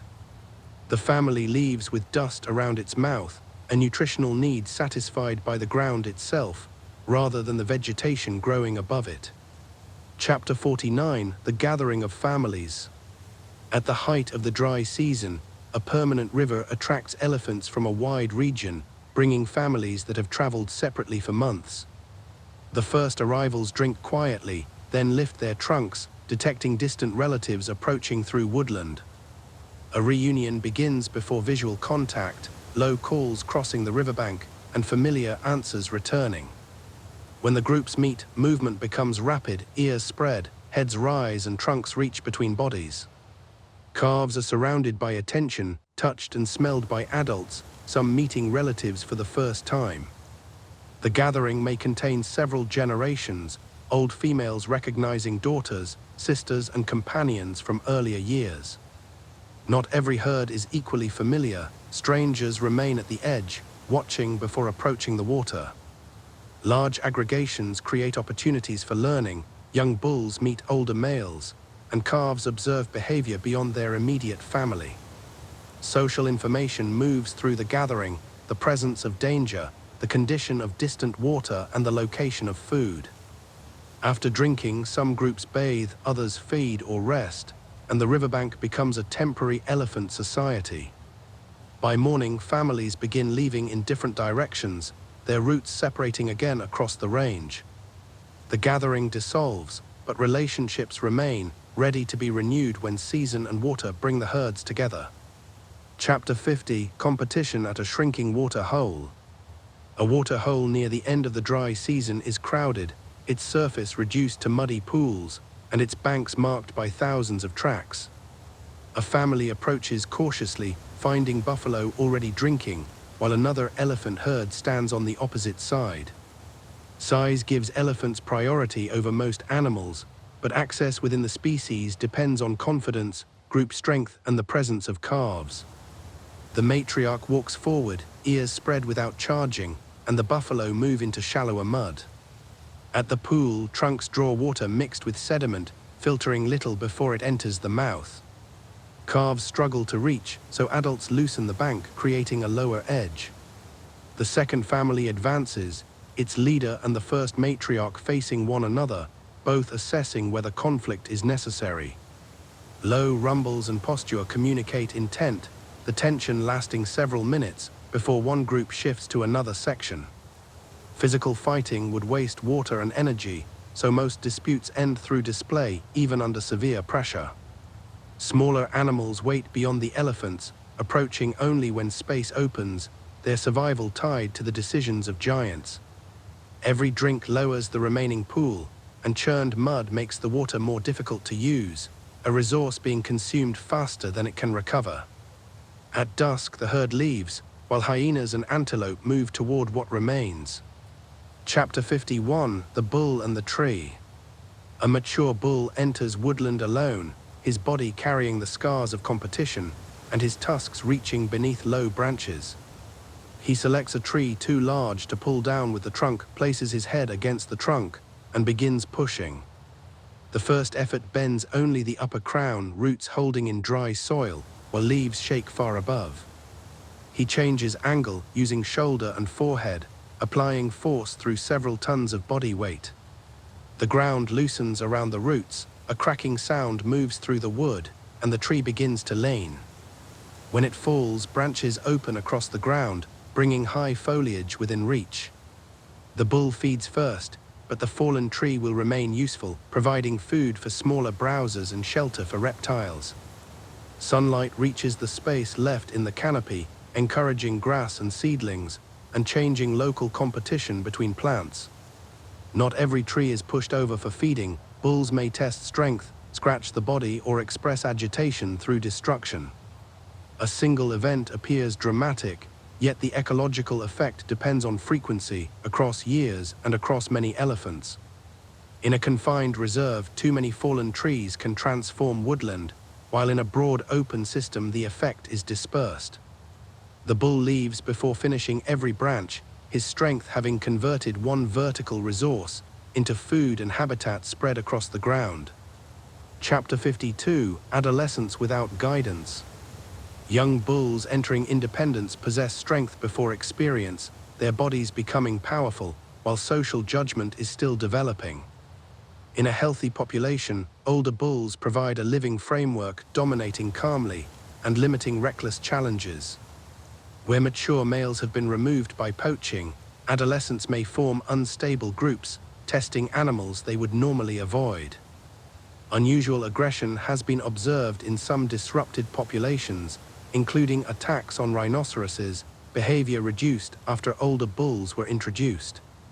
The change reveals that elephant society is learned, not only inherited, and that age structure matters alongside population size. A young male approaches a senior bull, beginning a push, then withdrawing when the older animal responds. The lesson requires no serious fight. Size, posture, and confidence establish the limit, preserving both animals. Older bulls also demonstrate movement, use of water, and behavior around females, passing information outside the family herd. Conservation that protects only calves and breeding females is incomplete, because mature males shape the next generation of bulls, even without providing parental care. Social disruption can continue long after killing stops, adolescents growing without models, and communities rebuilding slowly. Restoring age structure takes decades, the same timescale required for a young bull to reach full maturity and assume the role himself. At the edge of the river, the adolescent follows the older male, learning through distance, restraint, and repeated contact. Chapter 53, The Language of Touch. Elephants communicate through sound and scent, but close relationships are often expressed through touch, a language shaped by the trunk, head, and body. A mother rests her trunk across a calf, maintaining contact while feeding and reassuring it without stopping the herd. Relatives greet by touching mouths and faces, areas rich in scent where identity and recent activity can be examined. A trunk placed gently into another elephant's mouth signals trust, the receiver remaining still, allowing an intimate exchange of information. During fear, several animals press together, their bodies forming both physical protection and social support. Calves seek contact after alarm, leaning against legs, or reaching upward toward familiar adults. Comforting behavior has been observed after distress, one elephant approaching another, touching the face or body with slow, deliberate movements. Play uses touch differently. Young animals shove, climb, and wrestle, learning how much force companions will accept. Dominance can be communicated through a head placed over another animal, a push of the trunk, or simply occupying a preferred position. These gestures rarely appear dramatic from a distance, yet they organize movement, reduce conflict, and reinforce bonds. The trunk is sensitive enough to feel texture and vibration, so a brief contact can carry more information than the size of the movement suggests. As the family rests, two sisters stand shoulder to shoulder, their trunks occasionally crossing in the darkness. Chapter 54, Recognition across the years. Elephants can remember individuals after long separation, using voice, scent, and appearance within social networks extending beyond the immediate family. A matriarch hears a distant rumble, stops feeding, and turns toward a group hidden behind trees. The call belongs to a known relative, not encountered since the previous dry season, yet the response is immediate. When the families meet, greetings are more intense than those offered to strangers, showing that past relationships remain active. Recognition is not limited to elephants. Herds distinguish familiar vehicles, people, and livestock based on repeated experience. They can respond differently to human voices, age, sex, and language, providing clues about the level of possible danger. Where pastoralists and wildlife have shared land for generations, elephants may tolerate ordinary herding activity, but retreat from groups associated with hunting. Memory also includes places, a salt lick, fruiting tree, or dangerous fence, linked with the events that occurred there. The brain must organize this information across decades, combining social identity with season and location to guide future decisions. Young animals begin with a smaller mental map, expanding it through travel, and relying on adults when conditions become unfamiliar. The death of experienced elephants reduces the network, removing individuals who recognized more voices, more routes, and more risks. The herd disappears into woodland, but knowledge of those encountered remains, ready to shape the next meeting years later. Chapter 55, The Storm Front. Clouds build above the plain during late afternoon, their lower edges darkening, while wind begins moving through dry grass. Elephants detect the change before rain arrives, smell shifting in the air, and distant thunder traveling through ground and sky. The herd becomes more active, calves moving between adults as temperature falls and dust rises. Lightning strikes beyond the hills, followed by a delay, the sound revealing distance. Some elephants have been observed traveling towards storms, possibly following rain and fresh vegetation, although local terrain influences the route. The first drops create dark marks on skin, then the rain becomes heavy, running through wrinkles and washing dust from the body. Calves play in the sudden water, sliding in mud, while adults continue feeding beneath the downpour. A dry channel begins filling upstream, its flood arriving as a moving wall, transforming a safe crossing into danger. The matriarch turns away from the riverbed, choosing higher ground before the water reaches the herd. Wind can break branches, and lightning threatens exposed trees, so shelter is selected carefully. After the storm passes, temporary pools remain, and the scent of fresh growth begins a new movement pattern. Moonlight breaks through retreating cloud, revealing elephants darkened by rain within a landscape changed in less than an hour. Chapter 56: The Dry Riverbed. A riverbed can remain dry for most of the year, its sand holding no visible water, yet trees along the banks stay green. Deep roots reach moisture beneath the surface, and elephants understand that water may remain below, even when the channel appears empty. A female stops at a familiar bend, smells the sand, and begins scraping with one foot. The trunk removes loosened material, creating a shallow pit, until dampness appears. Water seeps slowly into the depression, cloudy at first, then clearer as suspended sand settles. The herd drinks in turns, adults widening the hole, while calves use the lowest edge. Other animals arrive after the elephants leave: baboons, antelope, and birds, using access they could not create themselves. The pit may last for days, until evaporation and collapsing sand close it, or a new excavation replaces it nearby. Tracks in the channel reveal repeated travel, some crossing directly, others following the river as a natural corridor. During flash floods, the same bed becomes deadly, water moving faster than its depth suggests. Experience determines when it is safe, the matriarch reading cloud, scent, and distant sound before leading the family into the channel. At sunset, the elephants continue downstream, leaving a small pool in the center of an otherwise dry river. Chapter 57: Encounters with Rhinoceroses. A white rhinoceros feeds in open grass, its head low, while an elephant family approaches the same water hole. Both species are large, but their senses and social behavior differ, creating uncertainty during close encounters. The rhinoceros relies heavily on smell and hearing, its eyesight limited, and it may react suddenly when surprised. The elephants detect it earlier, spreading slightly, while the matriarch watches its posture. A calf moves forward with curiosity, prompting an adult to block the path, preventing an unnecessary approach. Most meetings end without conflict, one species yielding space, then returning after the other has moved. At a narrow water point, tension can increase, especially when a bull elephant or territorial rhinoceros refuses to retreat. Size often favors the elephant, but a rhinoceros horn can inflict serious injury, making caution valuable to both. Young bulls sometimes test rhinoceroses, particularly in socially disrupted populations where older male guidance is absent. Such behavior is not typical cooperation or predation, it is competition and misdirected aggression within a crowded landscape. The rhinoceros finishes drinking, turns toward open grass, and the elephant family enters the water. For a few minutes, two of Africa's largest land animals shared the same small resource, negotiating space without a fight. Chapter 58: Elephants and Predators at a Carcass.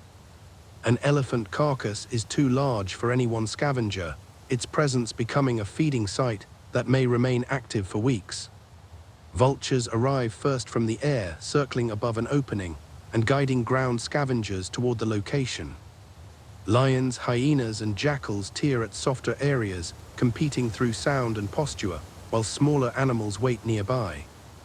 The hide is thick, slowing access, but once opened it reveals an enormous store of energy. Hyenas can break smaller bones, their jaws exposing marrow and scattering pieces across the ground.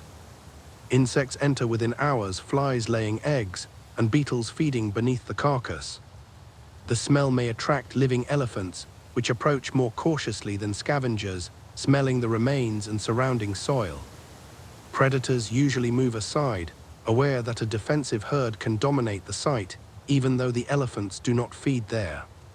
Some family members touch bones or skin, remaining for several minutes before moving away. As decomposition continues, nutrients seep into the soil, producing a patch of unusually rich vegetation later. The carcass gradually loses its identity, becoming hide, bone, and fertilized ground, distributed among many forms of life. Death removes one elephant from the social world, but its body continues working within the ecosystem long after the herd has gone. Chapter 59: Tourism around a giant. A safari vehicle approaches a feeding herd, its engine low, passengers watching from behind cameras. Elephants in protected areas may become familiar with vehicles, treating them as part of the background provided movement remains predictable. A sudden approach can change that response, especially near calves or when the herd is trapped between roads. Responsible guides maintain distance, leave an escape route, and read posture before advancing.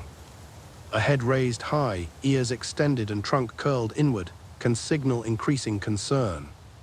The correct response is often to stop or retreat, not to seek a closer photograph, because the animal controls the encounter. Tourism creates income for reserves and communities, supporting employment, rangers and habitat protection, giving living elephants economic value. It can also concentrate vehicles around dramatic events, blocking routes to water or separating family members temporarily. Rules limiting vehicle numbers and viewing time reduce disturbance, while trained guides teach visitors how behavior should be interpreted. The most meaningful observation may be quiet, a calf learning to use its trunk, or an old female choosing a route. Documentaries and photographs influence public attitudes far away, but they can simplify the animal into a symbol unless ordinary life receives equal attention. The herd crosses the road after the vehicles withdraw, continuing a feeding journey, unaffected by the images carried home. Chapter 60: The sound of a distant train. A railway cuts through dry woodland, steel lines crossing an elephant corridor, and freight moving day and night. The first vibration reaches the ground before the locomotive appears, detected through feet and hearing, giving nearby animals time to respond. Experienced herds may wait, standing beyond the embankment until the final carriage has passed. Calves learn the pattern following adults and crossing quickly once the sound fades. Problems arise where steep sides or fences funnel animals onto the track, leaving no easy escape as a train approaches at speed. Collisions kill elephants and threaten people, especially at night, when drivers have limited visibility. Warning systems can detect large animals near the line, sending signals to train operators or triggering lights and alarms. Speed restrictions in known crossing zones provide more time, but require enforcement and accurate knowledge of seasonal movement. Vegetation management improves visibility, while underpasses or raised sections preserve safe routes if placed along established corridors. The railway also changes human access, bringing settlement and trade, which may create additional pressure beyond the track itself. A herd crosses before dawn, feet sounding briefly against stone, then enters woodland on the far side. The rails remain silent for another hour, but the route through them continues, used by elephants whose movement began long before the train. Chapter 61: Following the Green Wave. Rain does not fall everywhere at once. A storm may darken one valley, while the country beyond remains dry. Elephants respond to this uneven pattern, moving toward areas where grass has recently emerged before it becomes coarse. The progression of fresh growth is sometimes called a green wave, a moving front of nutrition following rainfall across the landscape. Satellite images reveal its broad shape, but elephants experience it through scent, memory, and direct feeding, comparing one area with another. A family leaves a permanent river, traveling toward distant thunder even before green vegetation is visible. The route crosses dry ground first, a cost accepted for access to better food ahead and possible water in temporary pools. Other herbivores make similar movements, zebra and antelope gathering, their presence confirming productive conditions. Elephants can feed above the grass line, reaching leaves unavailable to grazers, so the gathering does not create identical competition. As the new growth matures, its fiber increases and moisture falls, reducing its value. The herd moves again, not because the area is empty, but because another region now offers greater reward. This constant adjustment spreads feeding pressure, allowing vegetation behind the elephants to recover when enough open land remains connected. A fence can interrupt the process, holding animals in one stage of the season, while better habitat develops beyond reach. Movement therefore protects both elephant and landscape, matching large appetite with changing abundance rather than exhausting one permanent site. The family arrives beneath a storm-cleared sky, fresh grass covering the ground, at the leading edge of another seasonal cycle. Chapter 62, separated in the dust. A sudden wind crosses the plain, lifting dry soil and reducing visibility to only a few meters. The herd tightens, but a young calf has been feeding behind an adult and becomes separated as the group turns. Dust removes the familiar outlines, sound is distorted by wind, and the calf begins calling. The mother stops immediately, answering with a low rumble, then moving back along the route. Other females remain with the group, preventing more calves from following, while one sister joins the search. The lost calf moves toward the voice, but wind shifts, carrying the call away from its position. Footprints provide little help in blowing dust, fresh tracks disappearing, and several herd members having crossed the same ground. The mother trumpets, a higher and more urgent sound, which reaches farther than the earlier rumble.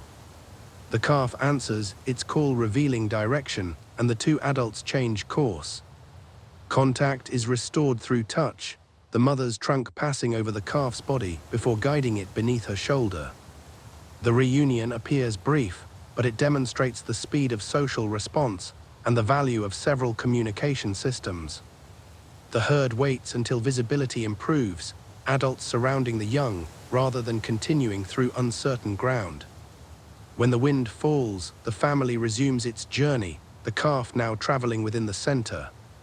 Across open country, survival depends not only on remaining together, but on knowing how to repair separation when it occurs.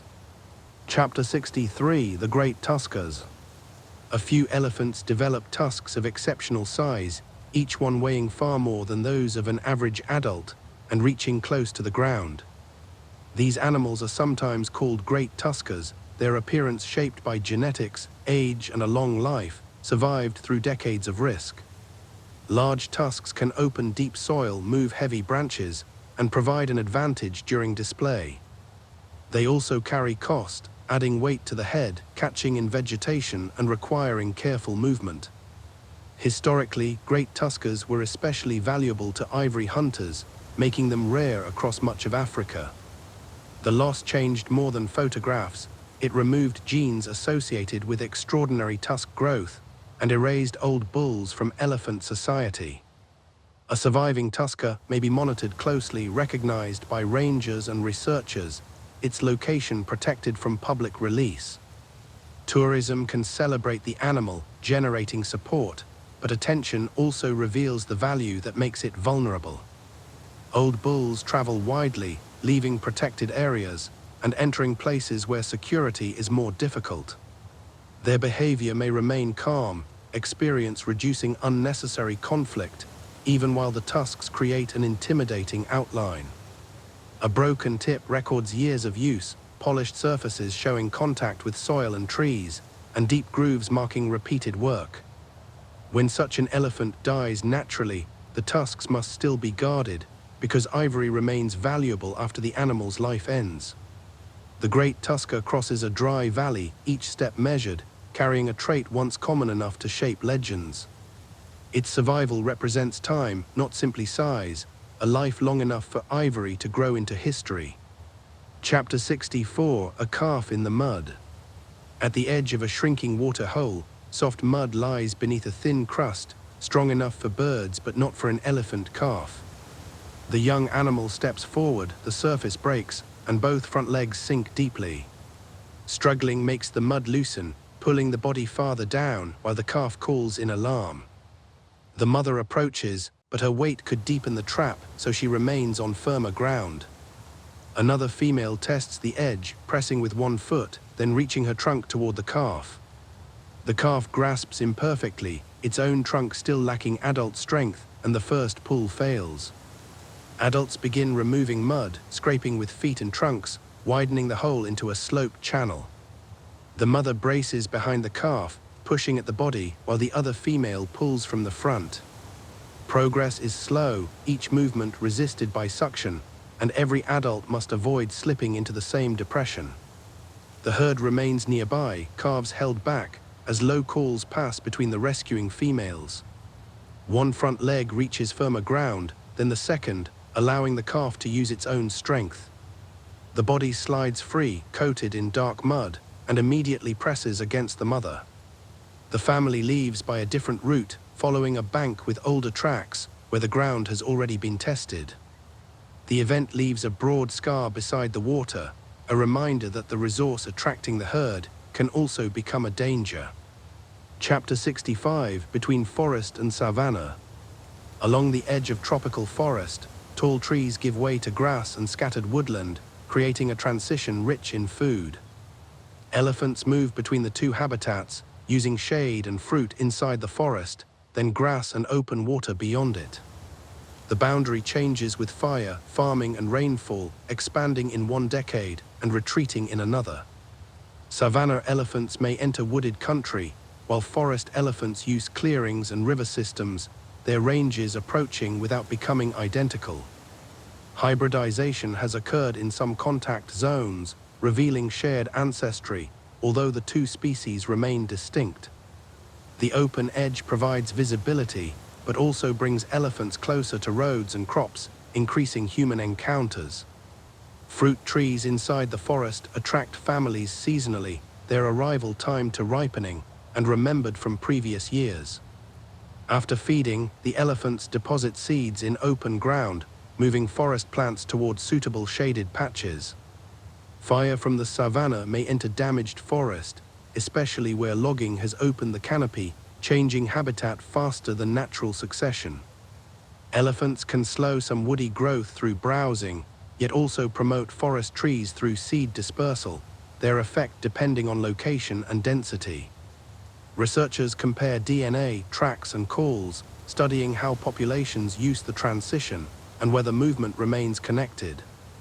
At noon, a family disappears beneath the canopy, leaving open grass for cool shade and fallen fruit. By evening it returns, crossing the same boundary, a giant herbivore moving between two ecological worlds. Chapter 66, Footprints Preserved in Time. Most elephant tracks disappear quickly, softened by wind, filled by rain, or crossed by other animals.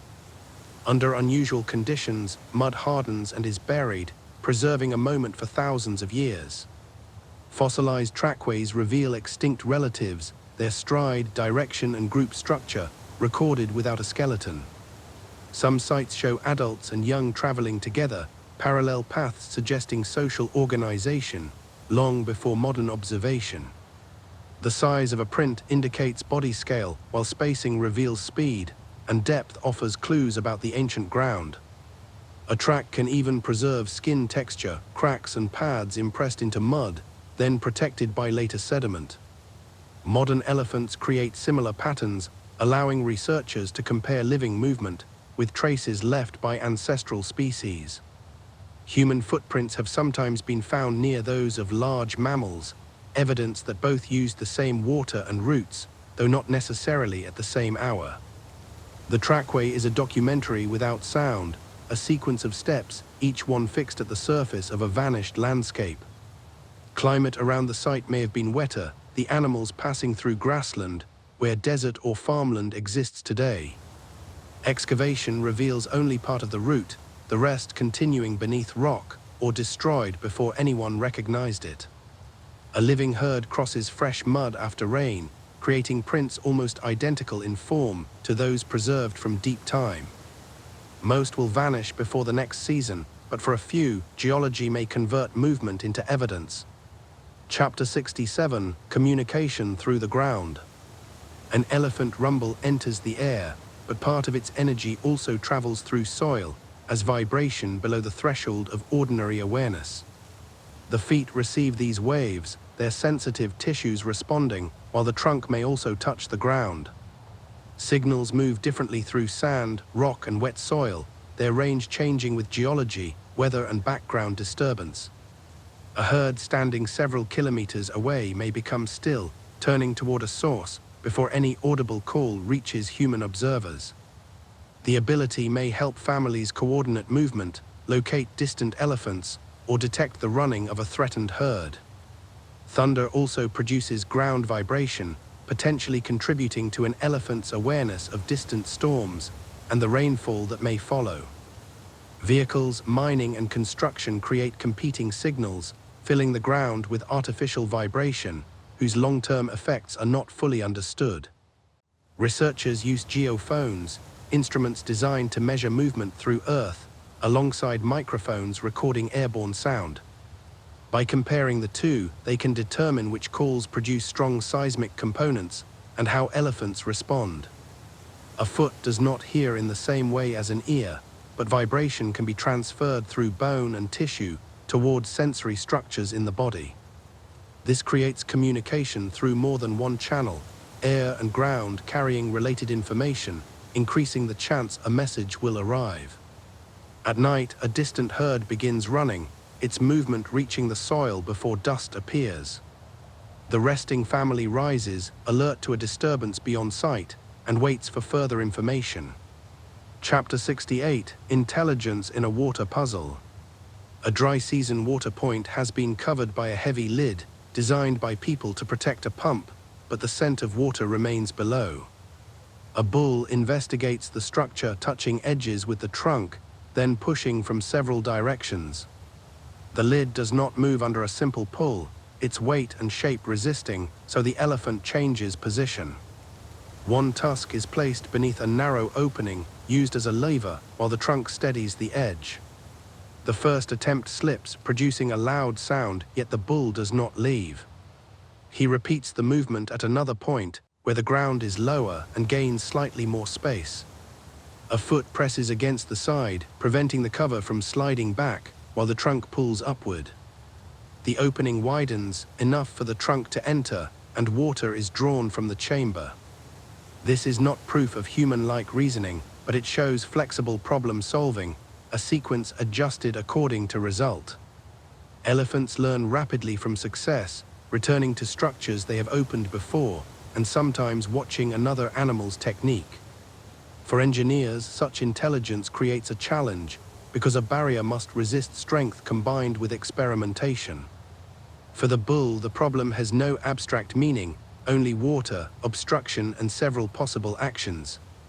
After drinking, he leaves the lid partly displaced, and other animals approach the newly opened source.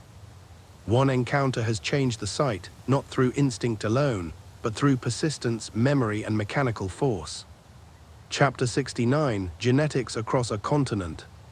African elephants are not one uniform population.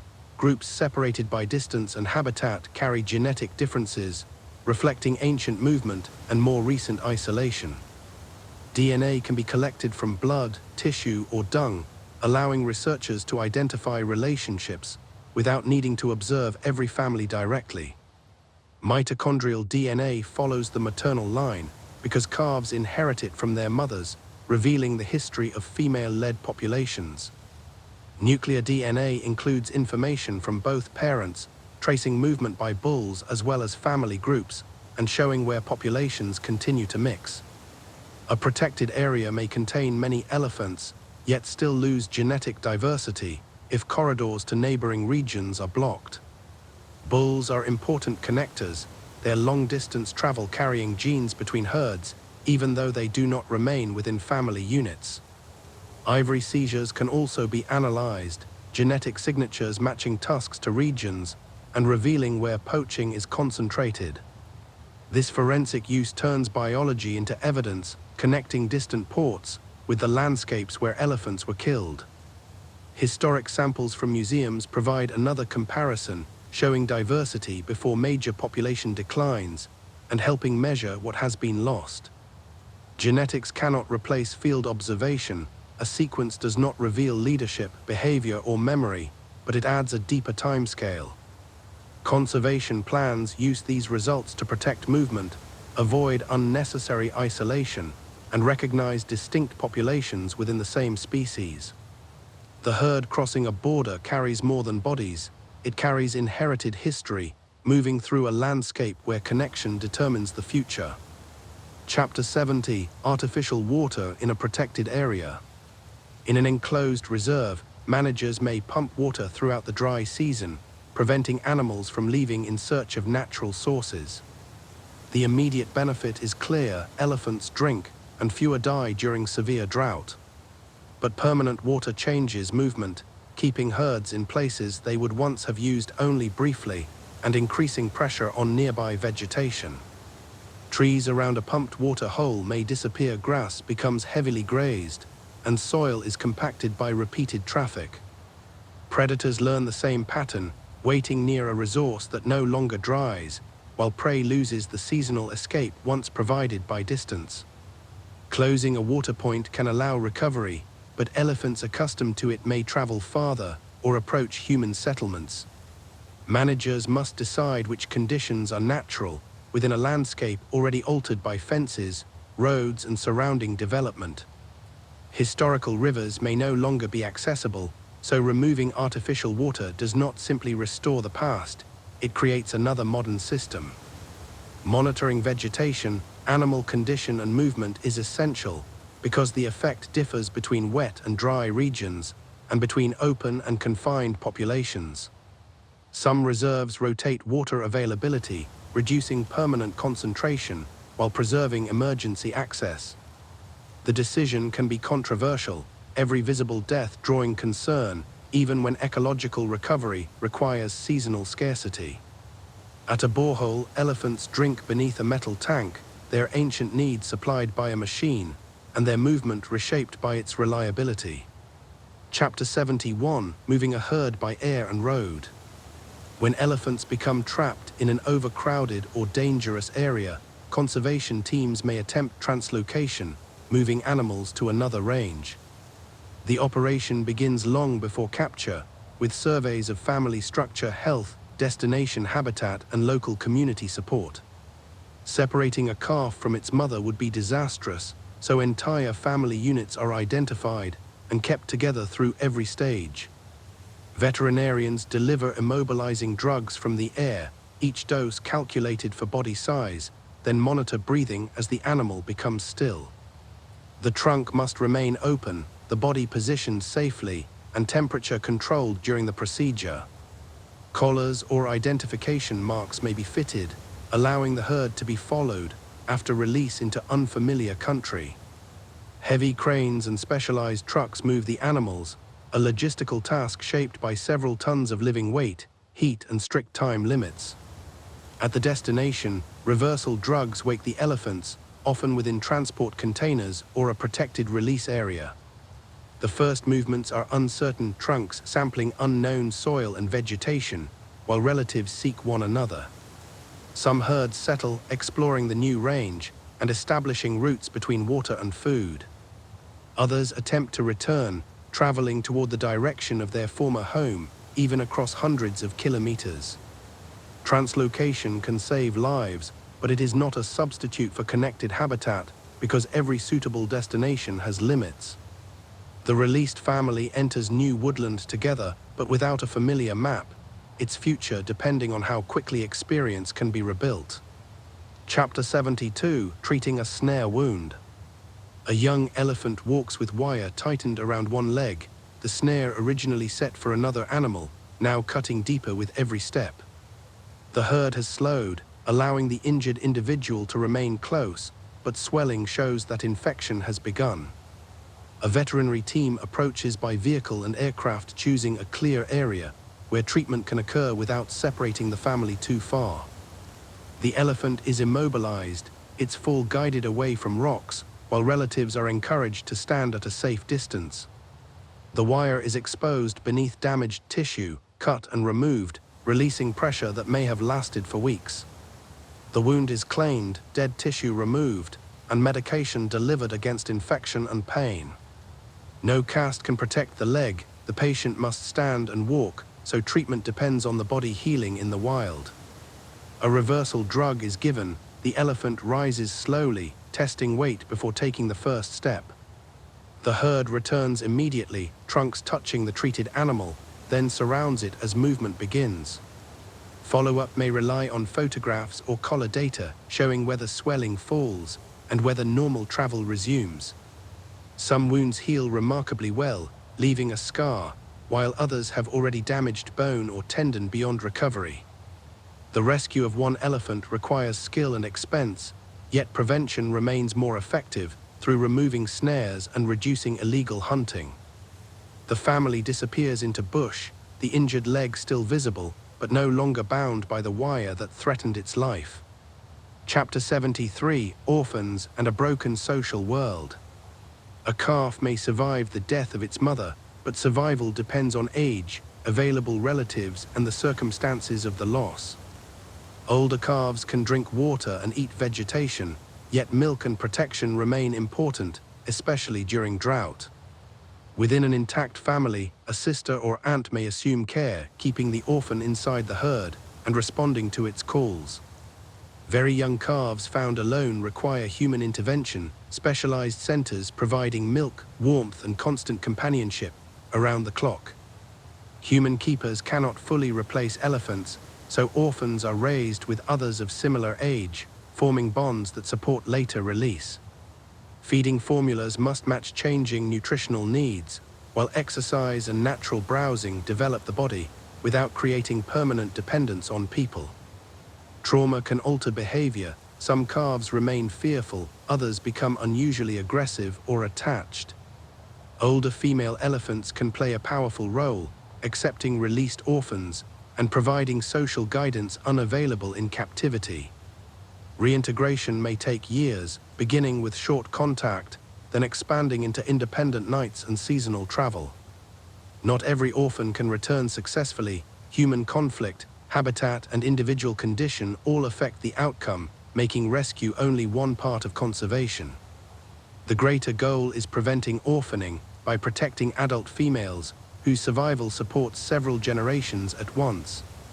A young elephant follows an older cow into woodland, leaving its human carers behind, and entering a social world rebuilt through another herd. Chapter 74: A Border Followed by No Animal. A line on a map separates two countries, but the savanna continues across it, with the same rivers, grass, and elephant trails. A herd approaches the border at night, passing a weathered marker, without changing speed or direction. On one side, wildlife may be protected by a national park, while the other contains farms, hunting areas, or different enforcement. Poachers exploit these differences, crossing where patrols are weaker, then moving ivory through international routes. Elephants also cross during drought, following water, and carrying tourists' photographs from one nation into another.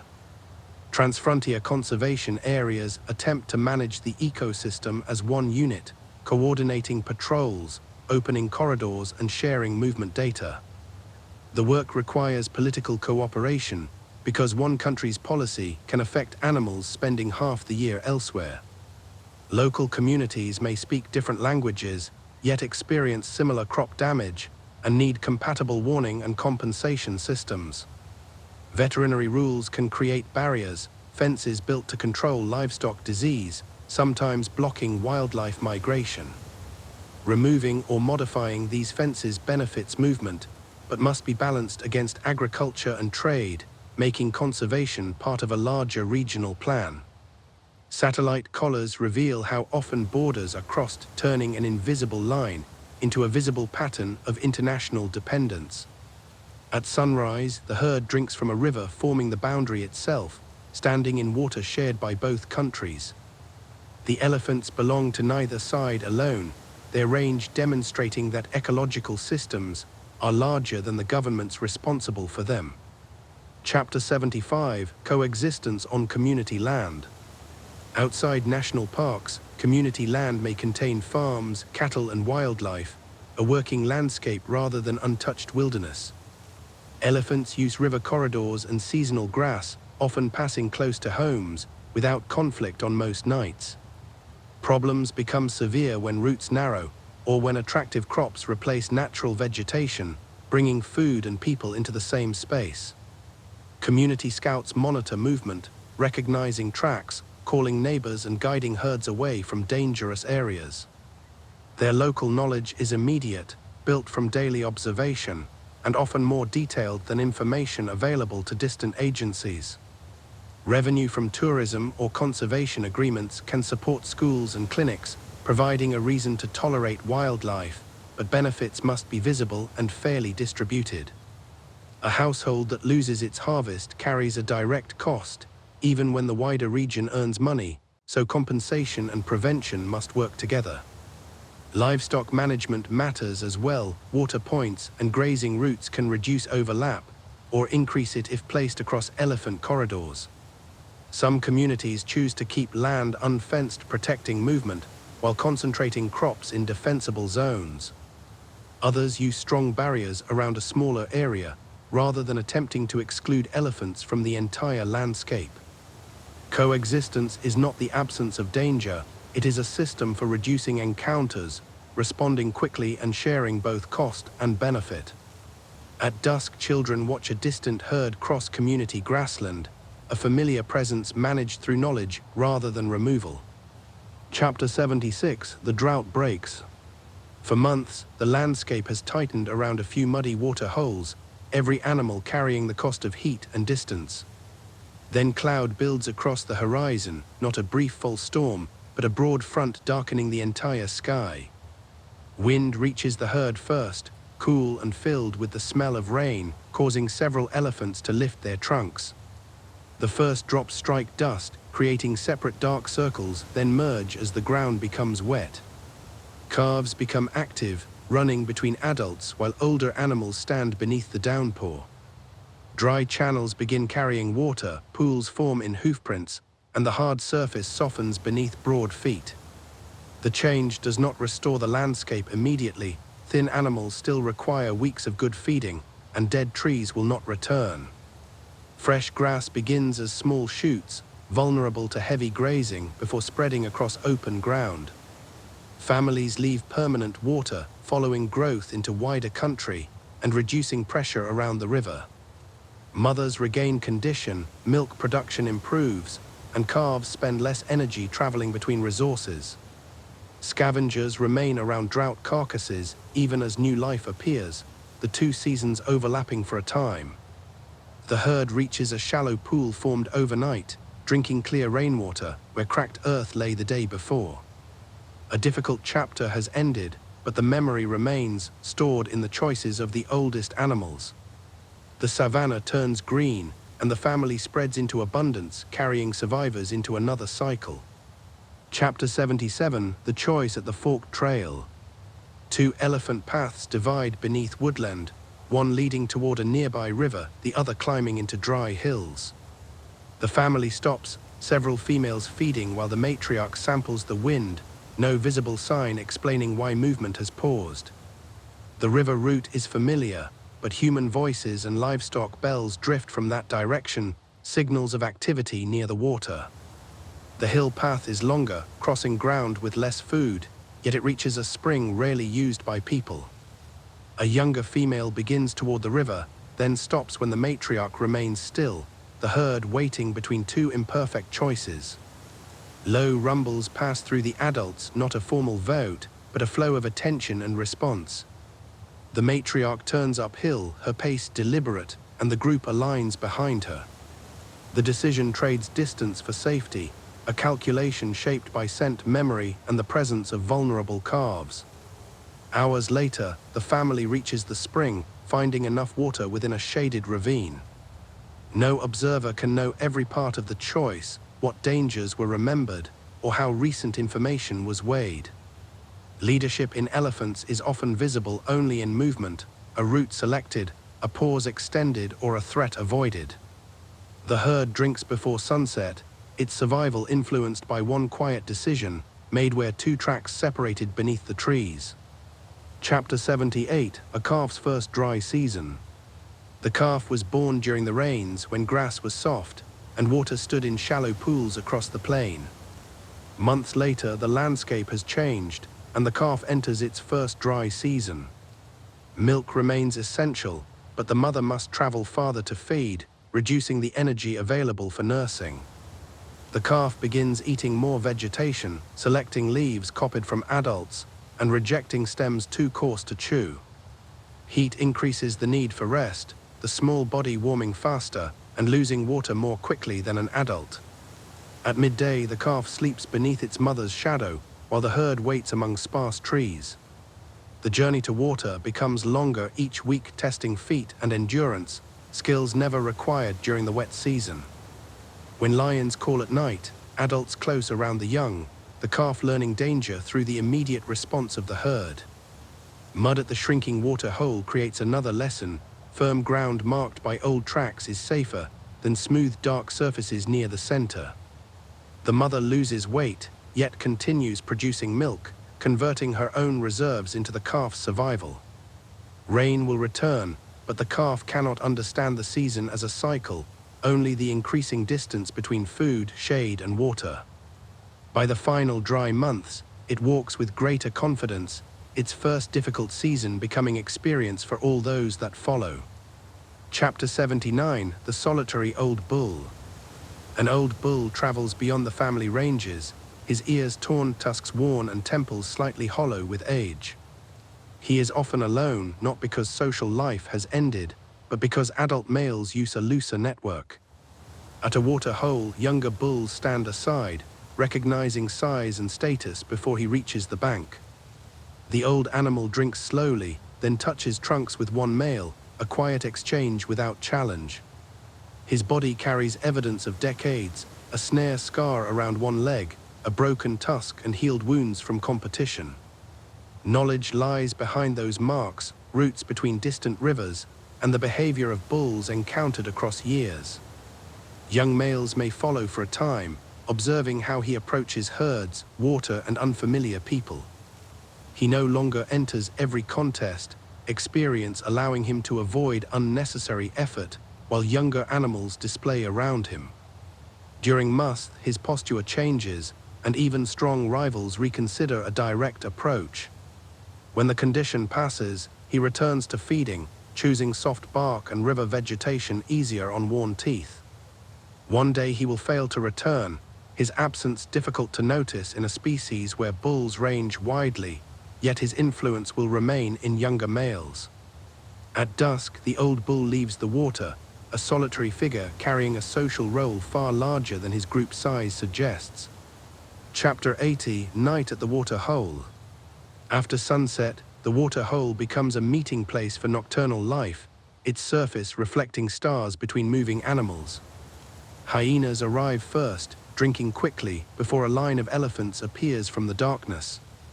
The herd announces itself through vibration and scent, long before its bodies become visible, and smaller animals begin moving aside.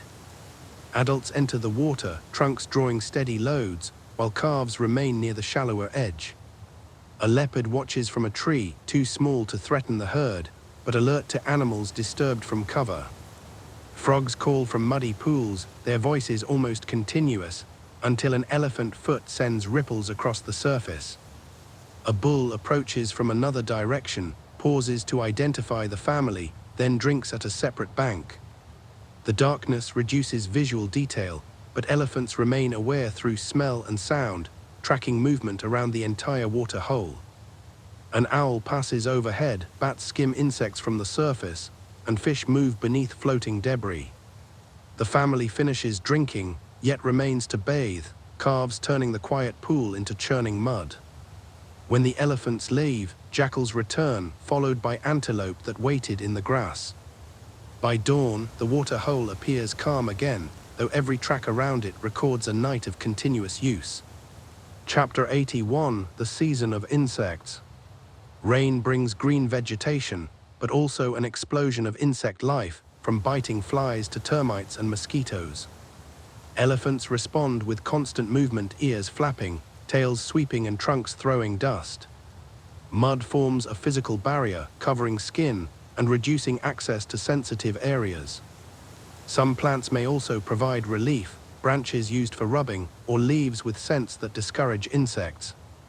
Calves suffer particularly around eyes and mouth, where skin is thin, and their own defensive movements are less coordinated. Adults stand close, allowing young animals to shelter while the herd moves away from stagnant water. Termite emergencies create food for birds and mammals, the air filling with winged insects, though elephants show little interest in eating them. Dung beetles become especially active, locating fresh deposits rapidly and burying material before it dries. Parasites also increase, ticks attaching within folds, where birds may search during daylight. Insect pressure influences resting sites, open windy ground offering relief, compared with dense vegetation near water. The discomfort is temporary, falling as the season dries, but it shapes movement during weeks of abundance. A calf covers itself with dust, finally copying the adults successfully, and stands beneath its mother's moving ears. Chapter 82: Flood water in the Delta. Upstream rain has reached the delta, spreading slowly across channels and turning dry islands into temporary refuges. Elephants know the rising water, changing routes before familiar paths disappear and moving between patches of higher ground. The flood is not violent everywhere. In many places it advances only a few meters each day, yet its scale transforms the entire region.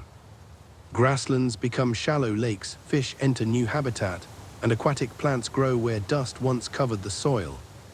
Elephants wade through chest-deep channels, trunks raised, their weight reduced by buoyancy. Calves swim beside adults, sometimes resting the trunk across a relative's back when the crossing becomes long. Crocodiles occupy deeper water, but the herd's size provides security, and adults remain between danger and young. Flooded islands concentrate animals, increasing feeding pressure, until water falls and movement widens again. Trees may die after prolonged inundation, while reeds and lilies expand, changing the elephant's available diet. The delta is therefore never fixed, its channels shifting, and its useful routes changing from one year to the next. A matriarch's memory guides the family toward an island, but current conditions still require testing, because an old crossing may now be too deep. The herd reaches dry ground, water pouring from its skin within a landscape where land and river exchange places every season. Chapter 83: When conservation works. In a region once emptied by poaching, elephants begin returning first as scattered bulls, then as families with calves. Ranger patrols have reduced killing, roadblocks disrupt ivory movement, and neighboring communities receive income from wildlife. The recovery is slow, because surviving females produce calves only every few years, and young animals require decades to mature. Vegetation changes as numbers rise, old trails reopen, and seed dispersal resumes across the range. Researchers document new births, recognizing mothers that arrived years earlier, and calves born into safer conditions. Human conflict may also increase, a sign that recovery requires planning, not simply more animals. Corridors are protected before herds expand into them, warning systems are established, and crop loss is addressed before resentment grows. Tourism brings employment, but the population is not managed only for visitors, its ecological needs remain central. Older elephants are still scarce, the age structure reflecting the years of heavy loss, and social recovery lagging behind numerical growth. A young matriarch leads with limited experience, yet each successful season adds to the knowledge available to her family. Conservation success is therefore unfinished, a process measured across generations rather than a single rise in population count. At the river, several calves play beneath living mothers, a scene made possible by protection maintained year after year. Chapter 84: The Future of the Giant. The African elephant has survived climatic change, predators and ancient hunters, but modern pressure acts across the entire range, often faster than populations can adapt. Habitat is converted to farms and cities, roads divide movement, and climate makes rainfall less reliable. At the same time, many people are committed to the species' survival, from community scouts to scientists and rangers. Technology improves monitoring, satellites, genetics, and acoustic sensors revealing patterns that were once impossible to follow. Yet no instrument can replace space. An elephant still needs connected land, water, and vegetation sufficient for a large body. Protection also requires social stability, old females and mature bulls surviving, so knowledge remains within the population. Ivory demand must stay low, trafficking networks must be disrupted, and accidental killing reduced. Communities living with elephants need direct support, because distant admiration cannot pay for a destroyed crop or protect someone walking home at night. The future will differ between regions, some populations expanding, others remaining small and isolated. There is no single solution, only coordinated work, adapted to the ecology and people of each landscape. The elephant's strength is flexibility, its weakness is the scale of what it requires, a long life supported by a very large world. Whether that world remains available will be decided through human choices, made far more quickly than an elephant generation passes. Chapter 85, Eyes in Dust and Darkness. An elephant's eyes are small compared with the head, positioned on either side, and providing a wide field of view. Fine detail is less important than detecting movement, body shape and contrast, especially across open ground. Long eyelashes and protective membranes help keep out dust, a constant challenge during the dry season when every footstep lifts soil into the air. The trunk often investigates what vision cannot confirm, touching an object or sampling its scent before the body approaches. At night, moonlight outlines trees and other elephants, but hearing and smell become more important. Calves remain near adults partly because visibility is reduced, using touch and sound, rather than relying on sight alone. An elephant can distinguish colors, though not in exactly the same range as humans, and visual signals still influence social encounters. Spread ears, a raised head, and a direct approach are difficult to miss, allowing body posture to communicate even without a call. In dense forest, sight may reach only a short distance, making low-frequency communication especially valuable. Bright vehicle lights can disorient animals at night, changing the apparent shape of roads and increasing the risk of sudden reactions. The herd moves through starlight, eyes contributing one part of a larger sensory system, never working alone. Chapter 86, The Mouth Behind the Trunk. The trunk receives most attention, but feeding is completed by a powerful mouth, tongue, and grinding teeth. Plant material is placed between the jaws, where broad molars crush fibers, and saliva begins softening every mouthful. The tongue moves food across the chewing surface, separates hard pieces, and helps guide water during drinking. Elephants chew with a horizontal grinding motion, breaking stems and bark, rather than slicing them into small pieces. Young calves first use the mouth for milk, then begin tasting grass, soil, and leaves, often before they can process much nutrition. As molars wear, the chewing surface becomes smoother, and tougher food requires more effort. Older elephants may spend longer feeding, seeking soft plants near water, where less grinding is required. Damage to the jaw can become fatal, even when the rest of the body remains strong, because no alternative feeding system exists. Tusks are not used for chewing, although they grow from the same general region, their work occurring outside the mouth. The trunk gathers and positions food, the mouth processes it, and the digestive tract extracts what energy it can. Every day, this sequence is repeated thousands of times, supporting a body that may weigh several tons. Chapter 87, Keeping a Giant Cool. Large bodies lose heat slowly, an advantage during cool nights, but a challenge beneath tropical sun. Elephants cannot sweat across the body as efficiently as people, so cooling depends on ears, water, shade, and behavior working together. Activity often declines at midday, the herd feeding beneath trees or resting where air moves through open woodland. Blood flowing through the ears releases heat, especially when flapping increases airflow, but the effect depends on temperature and humidity. Water removes heat rapidly, whether through bathing or by wetting the skin with the trunk. Mud slows evaporation, holding moisture within wrinkles and extending the benefit after the herd leaves the river. A wet elephant may appear darker, its surface absorbing sunlight differently, while cooling continues beneath the layer. Calves are more vulnerable, their smaller bodies warming quickly, and their inexperience leading them into exposed ground. Adults create shade with their own bodies, standing between the calf and sun during periods of rest. At night, temperature can fall sharply, and the same large body that struggled with heat retains warmth. Thermal control is therefore a daily movement between extremes, not a single adaptation, but a schedule built around the weather. Chapter 88: The Hidden Cost of Stress. Danger does not need to cause injury to affect an elephant. Repeated disturbance changes movement, rest, and access to food. Gunshots, vehicles, or aggressive encounters raise stress hormones, preparing the body for immediate action, but carrying a cost when the response becomes frequent. A herd may abandon productive feeding ground, travel at night, or remain in dense cover to avoid people. These changes reduce time available for feeding, increase distance traveled, and can affect milk production. Dung samples reveal hormonal traces, allowing researchers to compare stress without approaching closely enough to create more disturbance.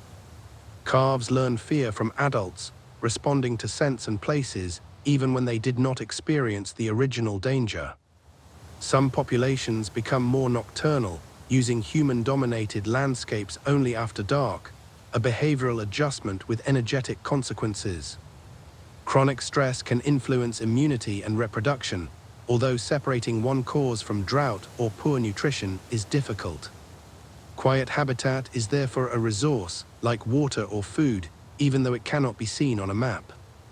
Reducing unnecessary noise and pursuit, maintaining safe corridors, and limiting close tourism all protect more than comfort.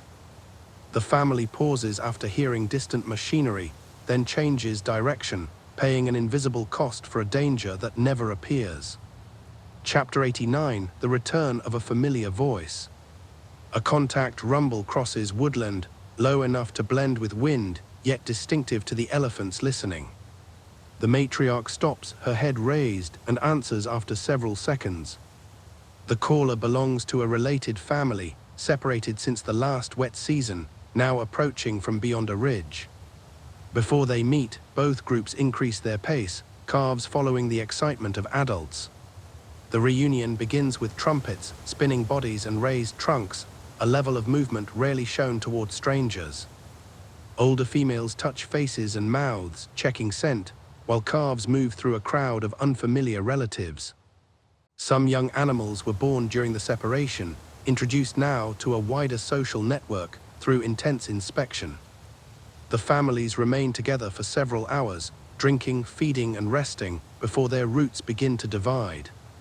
Information may have passed during the meeting about water, predators, or absent individuals, although the details cannot be translated directly. What can be seen is recognition, a relationship surviving time and distance, then reactivated by one familiar voice. As evening falls, the groups separate again, their calls continuing after visual contact is lost. Chapter 90: A Landscape Remembered by Elephants. To people, the savanna may be divided into rivers, roads, and reserves, but an elephant's map is built from experience, layered across seasons. A tree can mark a turn, a hill can signal distant water, and a scent can reveal who used the path recently. The map includes time, not only where fruit grows, but when it ripens and how long a pool usually lasts. Rare events leave deep records: a drought route, a dangerous fence, or a storm that changed a crossing. Families share part of this map, following experienced females and learning through repeated travel. Bulls build another version, covering broader ranges and connecting places used by several herds. Human development changes the map rapidly, a new road appearing within one season or a farm replacing old woodland. Elephants test these changes, sometimes finding another route, sometimes entering conflict because no alternative remains. Conservation succeeds when planning respects remembered movement, protecting not only habitat patches, but the connections between them. The family walking toward the horizon is therefore traveling through history, each decision informed by earlier journeys, including those made by elephants no longer alive. The landscape is not simply where elephants live, it is part of what they know, carried within the herd as memory. Extended documentary closing, the savanna continues. Evening returns to the river, the surface darkens, and the family gathers before leaving. The matriarch turns toward open woodland, following a trail remembered from earlier seasons, while calves move into the center. Behind them, water settles around the bank, and birds return to the shallows. The herd carries full stomachs and wet skin, but the next requirement has already begun: food spread across the night landscape. Each body is built on a massive scale, yet movement remains controlled, broad feet crossing the earth with surprising quiet. Trunks sample air and ground, receiving scent, touching relatives and selecting vegetation. Tusks mark trees and soil, ears release heat, and low rumbles pass beneath ordinary human hearing. The calves follow adults, learning routes, foods, and dangers through years of protected observation.